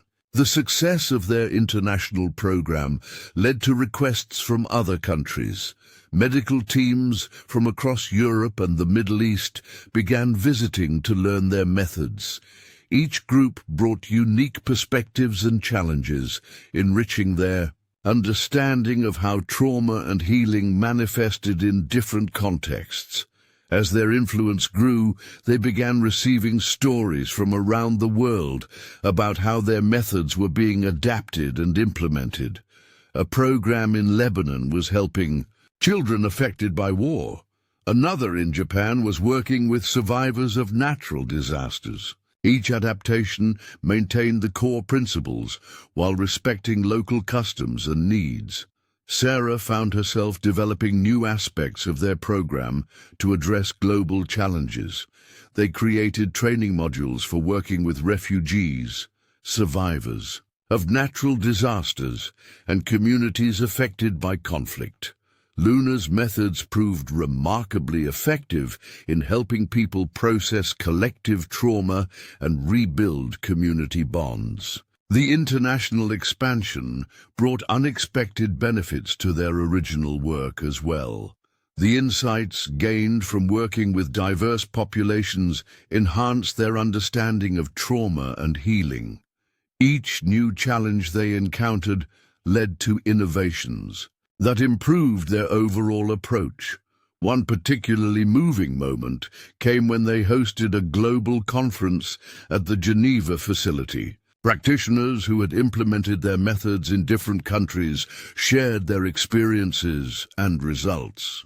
The event became a powerful demonstration of how Luna's approach to healing could unite people across cultural and national boundaries. Through it all, Luna remained the heart of their work, her quiet wisdom and unlimited capacity for connection inspiring everyone who encountered her. The mare, who had once been rejected at a small Kentucky auction, was now helping to heal wounds and build bridges across continents. As Sarah watched Luna work with a group of children from different countries, she realized they had created something far more powerful than a therapy program. They had developed a universal language of healing, showing that compassion and understanding could transcend any barrier. Their journey had evolved from saving one horse to creating a global movement of hope and healing. Luna's story continued to inspire people worldwide, proving that sometimes the most profound transformations begin with a single act of belief in something others had overlooked. The spring in Geneva brought an unexpected turning point in Sarah and Luna's global mission. A pioneering neuroscientist, Dr. Elena Petrova, approached them with groundbreaking research using advanced brain imaging technology to study the neurological impacts of their therapy work. "We've been monitoring brain activity in trauma patients," Dr. Petrova explained, displaying complex neural scans. "But what fascinates us is how interaction with Luna seems to activate healing patterns we've never seen before. It's as if she creates a unique neural environment that facilitates recovery." The collaboration with Dr. Petrova's team opened new frontiers in understanding the science behind their work. Using non-invasive monitoring devices, they began mapping the brain activities of patients before, during, and after sessions with Luna. The results were extraordinary. The data showed that Luna's presence triggered significant changes in brainwave patterns, particularly in areas associated with trauma response and emotional regulation. More remarkably, these changes persisted long after the sessions ended, suggesting lasting neurological benefits. One case particularly highlighted these findings. Anna, a young pianist who had lost her ability to play after a traumatic accident, participated in their research program. The neural imaging showed that during sessions with Luna, The damaged neural pathways in her brain began forming new connections. Working with Luna, they developed a unique therapy approach combining music and movement. As Anna groomed Luna, they would play classical music, pieces she had once performed. Gradually, her fingers began moving in rhythm again, first against Luna's coat, then on a digital keyboard brought to the stable. The breakthrough came during a spring morning session. Anna, sitting near Luna with her keyboard, suddenly began playing Chopin's Nocturne in E-flat major, a piece she hadn't touched since her accident. The neural scans captured this moment, showing an extraordinary burst of activity across previously dormant areas of her brain. This success led to a new dimension in their program, focusing on the relationship between physical movement, emotional healing, and neurological recovery. They began working with dancers recovering from injuries, athletes dealing with trauma, and musicians struggling with performance anxiety. The research attracted attention from major medical institutions worldwide. A renowned neurological center in Tokyo invited them to collaborate on a study of trauma recovery in stroke patients. The Japanese team was particularly interested in how Luna's methods could be integrated with their advanced rehabilitation technologies.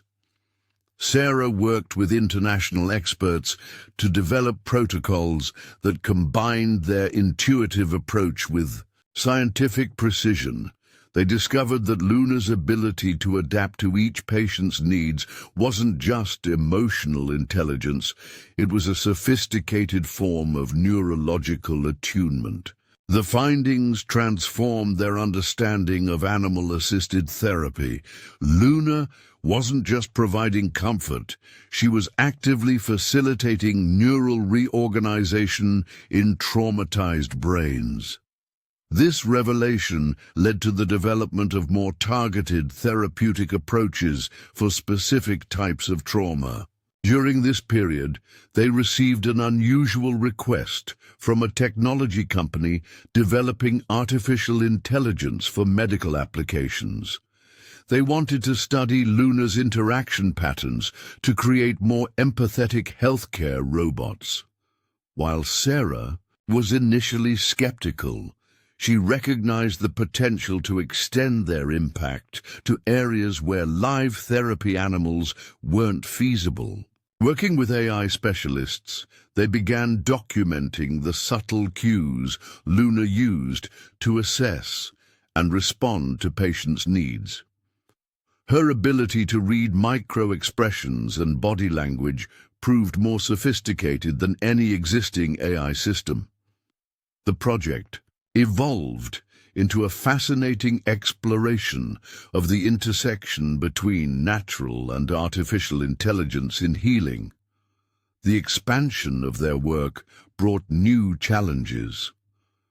As demand for their program grew, Sarah faced the question of how to maintain its integrity while reaching more people. The answer came through an innovative apprenticeship program where specially selected horses and handlers were trained in Luna's methods.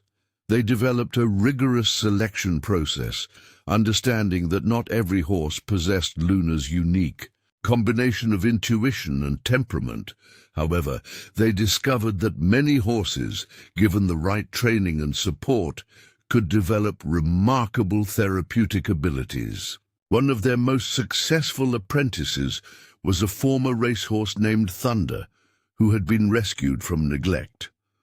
Like Luna, he had overcome his own trauma, and this experience seemed to enhance his ability to connect with patients. Under Luna's guidance, he developed into an exceptional therapy horse, particularly skilled at working with adolescents.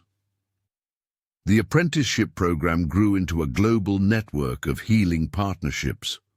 Horses and handlers, trained in their methods, began working in various settings, from children's hospitals to refugee camps. Each team adapted Luna's approach to their specific context while maintaining the core principles of intuitive healing. Sarah worked with international organizations to establish standards for equine-assisted trauma therapy. Their methods were incorporated into medical school curricula, veterinary training programs, and psychological treatment protocols. Luna's approach was revolutionizing how the medical community viewed the relationship between animals and human healing. The scientific validation of their work led to increased support from healthcare systems worldwide. Insurance companies began covering their therapy sessions, making the treatment more accessible to those who needed it most. Government health services incorporated their methods into standard trauma care protocols. As their influence grew, Sarah remained focused on the individual transformations that made their work meaningful. Each success story added to their understanding of healing's infinite possibilities.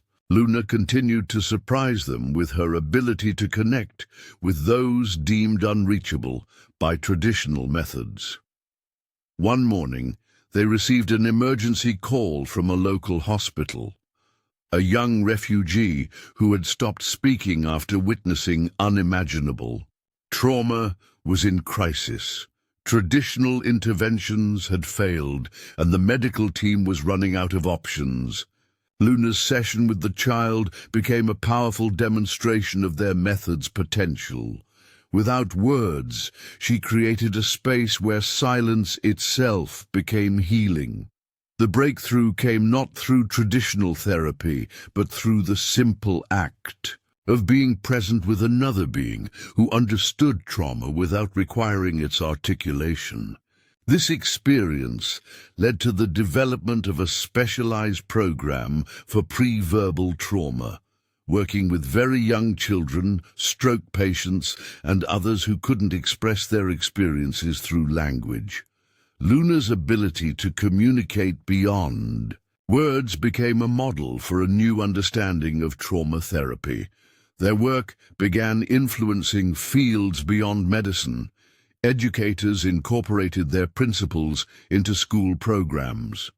Business leaders studied their methods for building trust and resilience in organizations. Their approach to healing was becoming a model for understanding human connection and transformation across disciplines. As winter approached Geneva, Sarah reflected on how far they had come from that Kentucky auction. Luna had not only overcome her own challenges, but had helped create a new paradigm of healing that combined intuitive wisdom with scientific understanding. Their story had become a testament to the power of looking beyond surface limitations to discover extraordinary potential. The mare, who had once been deemed worthless, had helped revolutionize our understanding of trauma, healing, and the profound connection between humans and animals. Through Luna, countless individuals were discovering that their deepest wounds could become sources of wisdom and healing for others. The winter in Geneva brought an unexpected opportunity that would elevate their work to unprecedented heights. The United Nations had taken notice of their global impact and invited Sarah to present Luna's healing methodology at a special summit on innovative approaches to global trauma recovery. Standing before representatives from countries worldwide, Sarah shared not just their scientific findings, but the profound human stories that gave their work meaning. She spoke of Luna's journey from rejection to becoming a beacon of hope, and how their approach had transcended cultural and linguistic barriers to touch lives across continents. During the summit, a remarkable coalition formed, Representatives from conflict zones, disaster-stricken regions, and refugee support organizations came together to propose a groundbreaking initiative, the Global Healing Network, with Luna's methods at its core. The proposal was ambitious: establish healing centers in strategic locations worldwide, each adapted to local needs while maintaining the essential elements of their approach. The UN would provide support and resources, helping to make their therapy accessible to communities that needed it most. Dr. Amina Hassan, a delegate from a war-torn region, spoke passionately about the potential impact.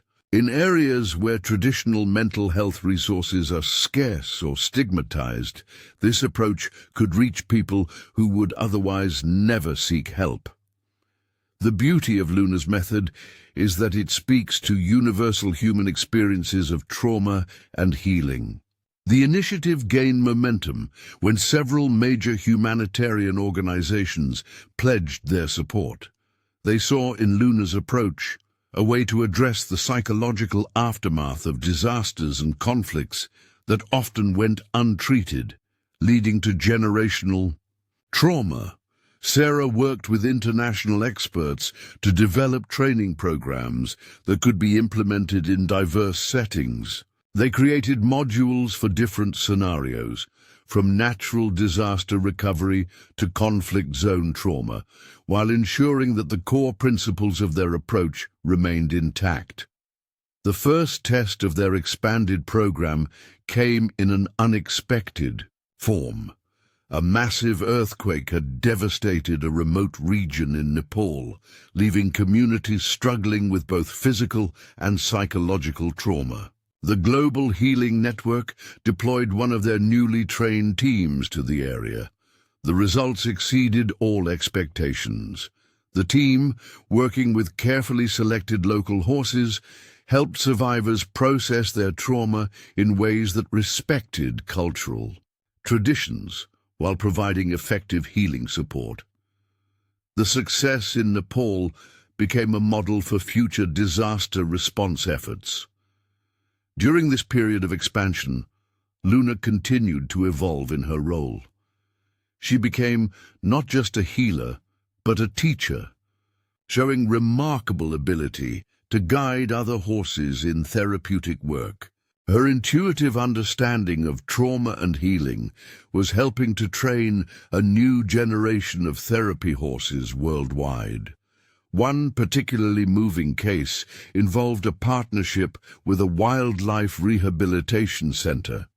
They discovered that Luna's gentle presence had a calming effect on injured wild animals, helping them recover from trauma while receiving medical treatment. This unexpected application of their method led to new insights about the universal nature of healing. The scientific community continued to be amazed by Luna's abilities. Researchers documented how she could detect subtle changes in patients' emotional states before they became visible to human observers. This led to groundbreaking studies in the field of emotional intelligence and interspecies communication. Sarah worked with technology experts to develop new ways of sharing their methodology. They created virtual reality programs that could provide therapeutic experiences in areas where direct access to horses wasn't possible. While not replacing the physical presence of therapy horses, these tools helped extend their reach to isolated communities. The impact of their work began to show in unexpected ways. Communities that had implemented their program reported not just individual healing, but collective transformation. Schools noted improved emotional resilience among students. Healthcare workers observed faster recovery rates in patients who participated in their therapy. One morning, as Sarah watched Luna work with a group of children from different countries, she witnessed something extraordinary. Despite speaking different languages, the children began collaborating spontaneously, using the non-verbal communication skills they'd learned from Luna to bridge their differences. This observation led to the development of a new program focused on conflict resolution and peace building. Luna's ability to create connections across barriers became a model for teaching empathy and understanding in divided communities. The UN summit had another unexpected outcome. Several countries began incorporating their methods into their healthcare systems, recognizing the cost-effectiveness of preventing trauma-related health issues through early intervention. Educational institutions worldwide started studying their approach. Universities developed courses examining the intersection of animal-assisted therapy, neuroscience, and global health. Luna's story became a case study in the power of innovative healing approaches. As their influence grew, Sarah remained focused on maintaining the integrity of their work. She developed strict guidelines for implementing their methodology, ensuring that each new program honored the core principles that made their approach effective. The winter in Geneva also brought personal reflection. Sarah realized that their work had evolved far beyond her initial goal of saving one horse. They had created a movement that was changing how the world understood trauma and healing. Luna, now recognized internationally as a pioneer in therapeutic healing, maintained her gentle humility. She continued to approach each patient with the same careful attention, whether they were world leaders or local children. Her consistent presence reminded everyone that true healing comes from authentic connection. The global healing network continued to expand, adapting to meet new challenges. They developed specialized programs for climate change refugees, survivors of technological disasters, and communities dealing with cultural displacement. Each application of their method revealed new dimensions of healing.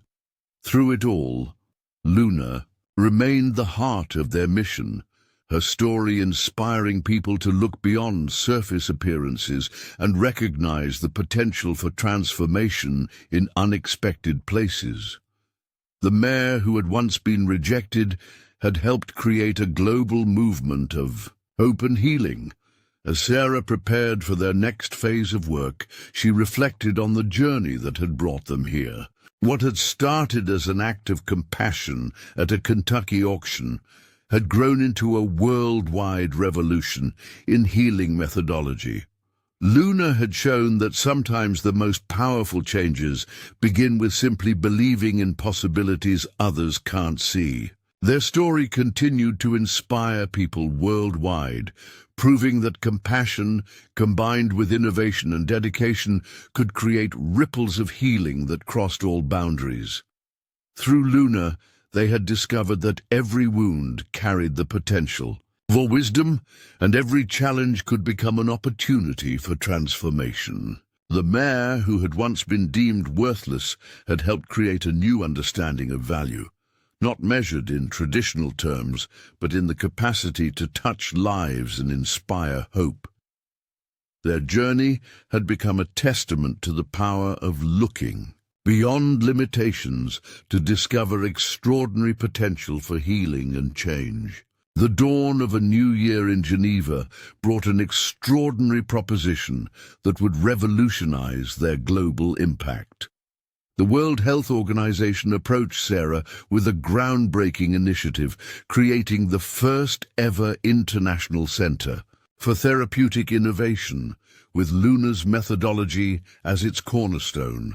Dr. Maya Patel, WHO's Director of Mental Health Innovation, presented a vision that took Sarah's breath away.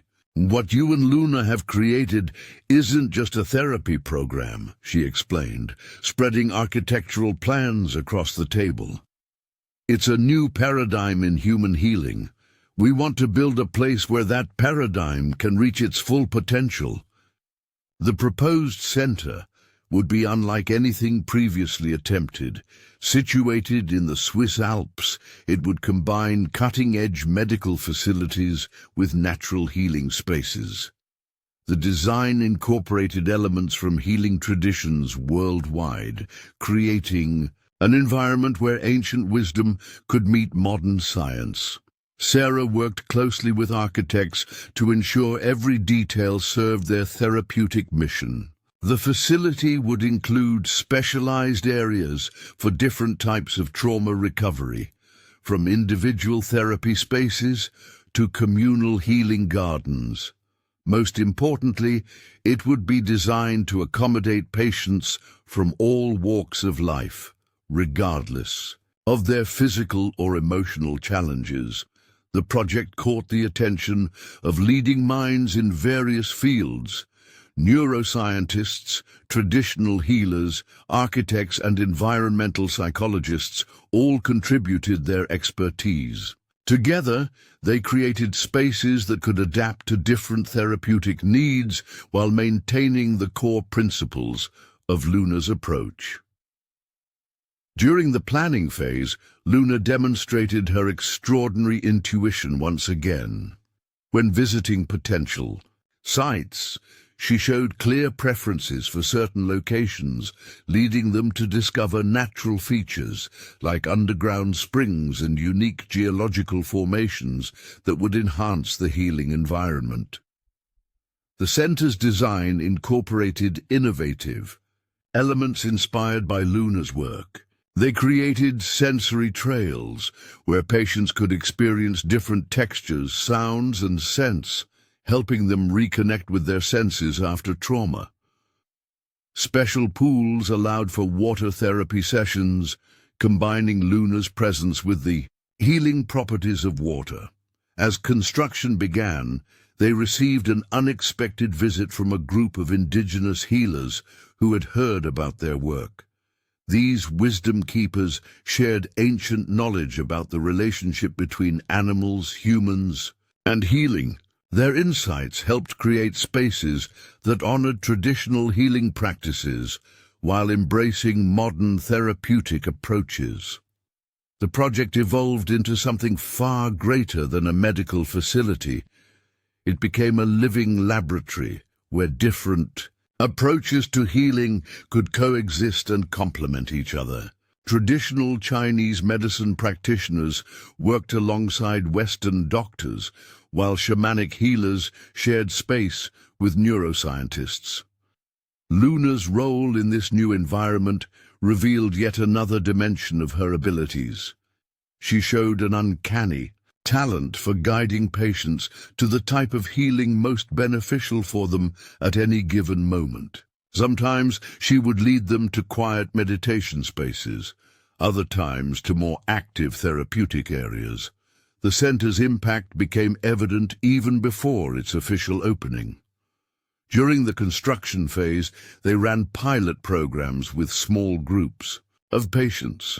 The results were remarkable. People who had struggled with traditional therapy for years began showing significant improvement within weeks. One particularly moving case involved a group of climate refugees who had lost their homes to rising sea levels. These individuals carried not just personal trauma, but a deep grief for their lost communities and way of life. Luna's work with them led to the development of a new program focusing on environmental trauma and collective healing.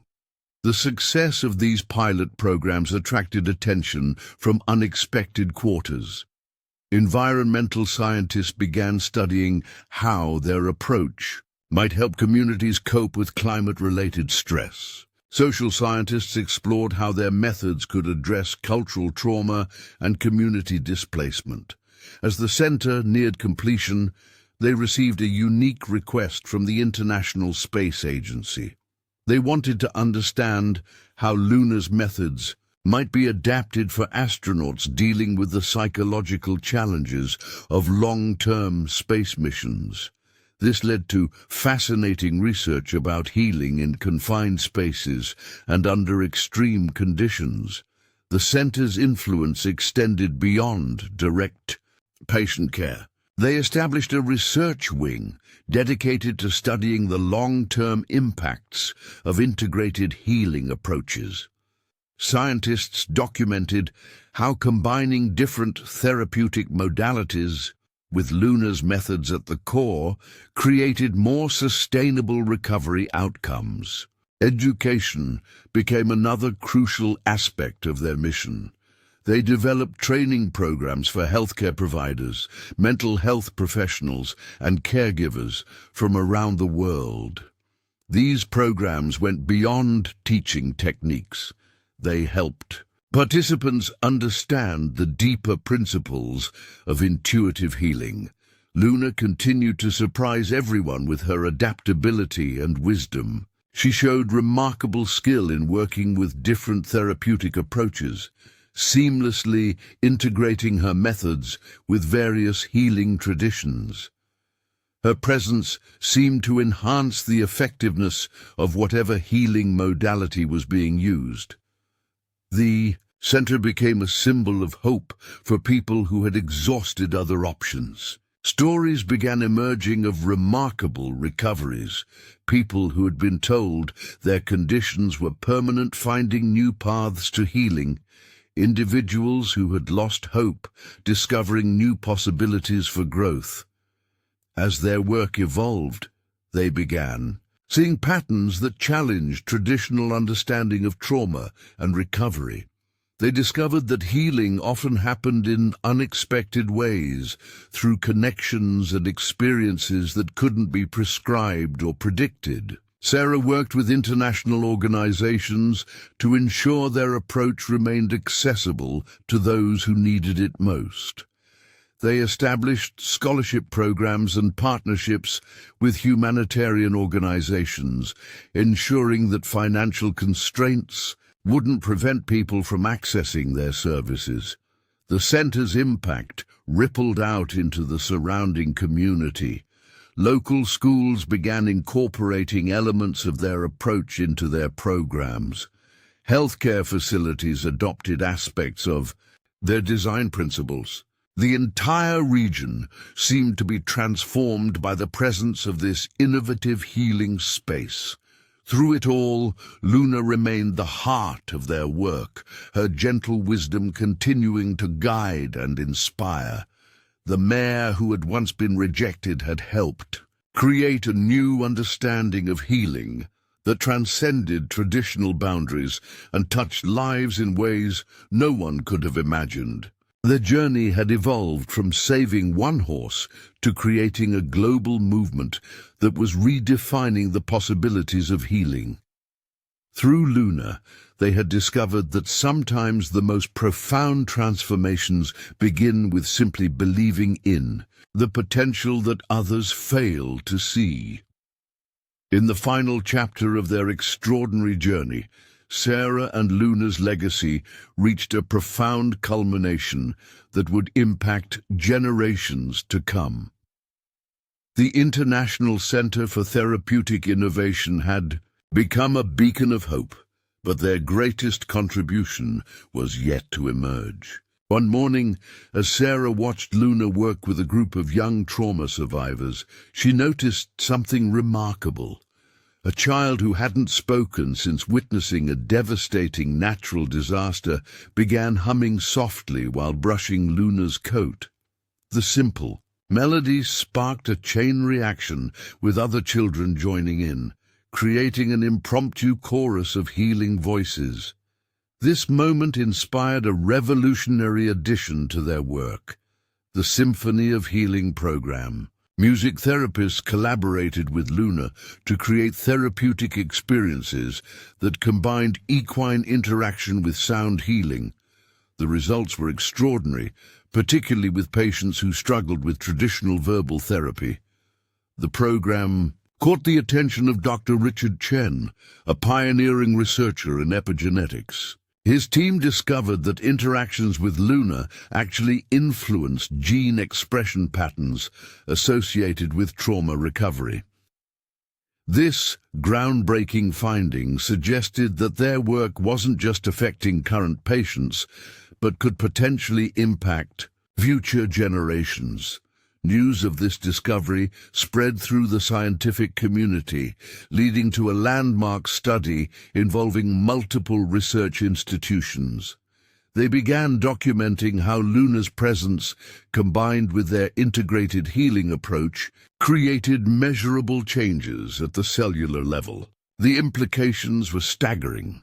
Their work wasn't just healing individual trauma, it was potentially interrupting cycles of generational trauma at a biological level. This revelation led to the establishment of the Future Generations Initiative, focusing on preventing trauma transmission across generations.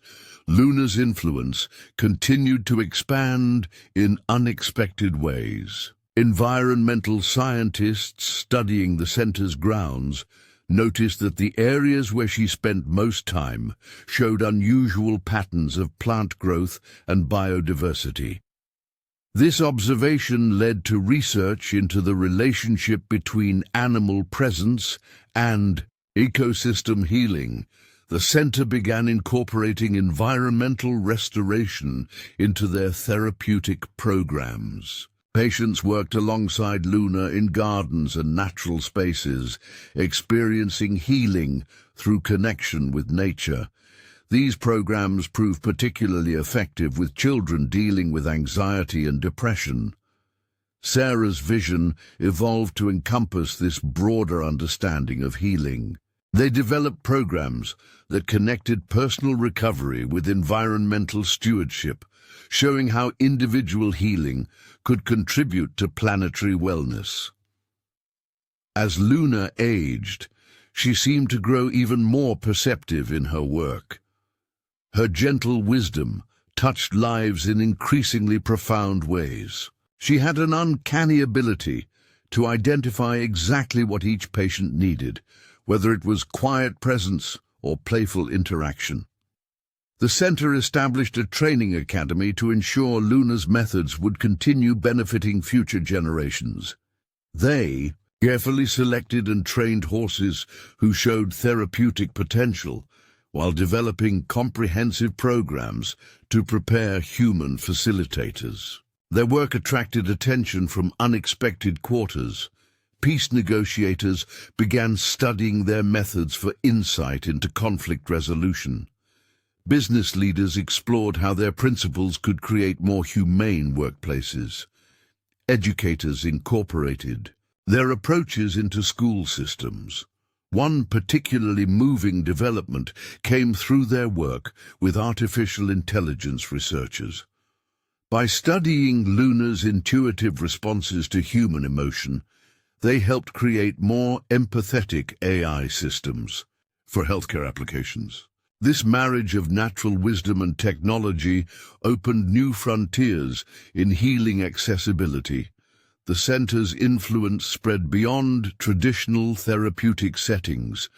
They established satellite programs in urban areas, bringing elements of their work to communities that couldn't access the main facility. These programs proved particularly valuable in underprivileged neighborhoods, where trauma resources were scarce. Sarah worked tirelessly to document everything they had learned, ensuring their discoveries would benefit future generations. She collaborated with writers, researchers, and filmmakers to capture not just their methods, but the underlying philosophy that made their work so effective. Luna's story became a symbol of hope and transformation worldwide. From the auction where she had been deemed worthless to becoming a pioneer in global healing, her journey inspired people to look beyond surface appearances and recognize the potential for extraordinary impact in unexpected places. Their work began influencing policy decisions at national and international levels. Governments began incorporating their findings into healthcare systems and disaster response protocols. The United Nations adopted elements of their approach for international peacekeeping missions. The center became a gathering place for innovators and healers from various traditions. Indigenous wisdom keepers shared space with cutting-edge researchers, creating a unique blend of ancient knowledge and modern science.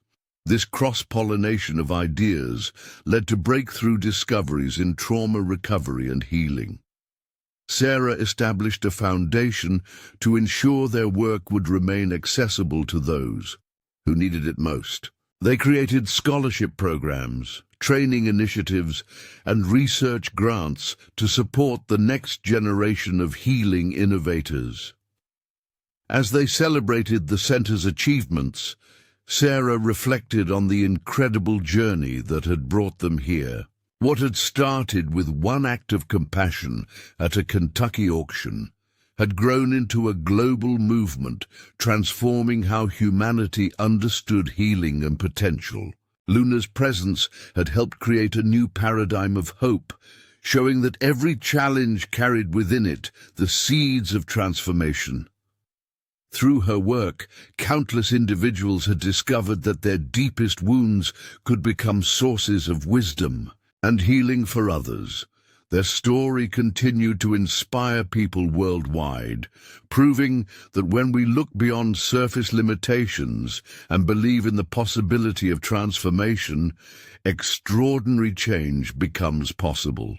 Luna had shown that sometimes the greatest contributions come from those who were once overlooked or undervalued. The legacy they created wasn't just about healing trauma. It was about recognizing the interconnectedness of all healing, from individual recovery to global transformation. Through Luna, they had discovered that every act of compassion, every moment of connection, could ripple out to touch countless lives. As the sun set on another day at the center, Sarah watched Luna gently guide a new group of patients toward healing. The mare, who had once trembled in a forgotten corner of an auction house, had helped create a revolution in human healing, proving that love, belief, and determination could truly change the world. Their journey had become a testament to the power of seeing possibility where others saw limitation, of choosing hope in the face of doubt, and of believing that every soul carries within it the capacity for extraordinary transformation. Through Luna, they had shown that the greatest healing often comes from the most unexpected sources, and that every end is just the beginning of a new chapter in the endless story of hope and renewal. Up next, you've got two more standout stories right on your screen. If this one hit the mark, you won't want to pass these up. Just click and check them out. And don't forget to subscribe and turn on the notification bell so you don't miss any upload from us.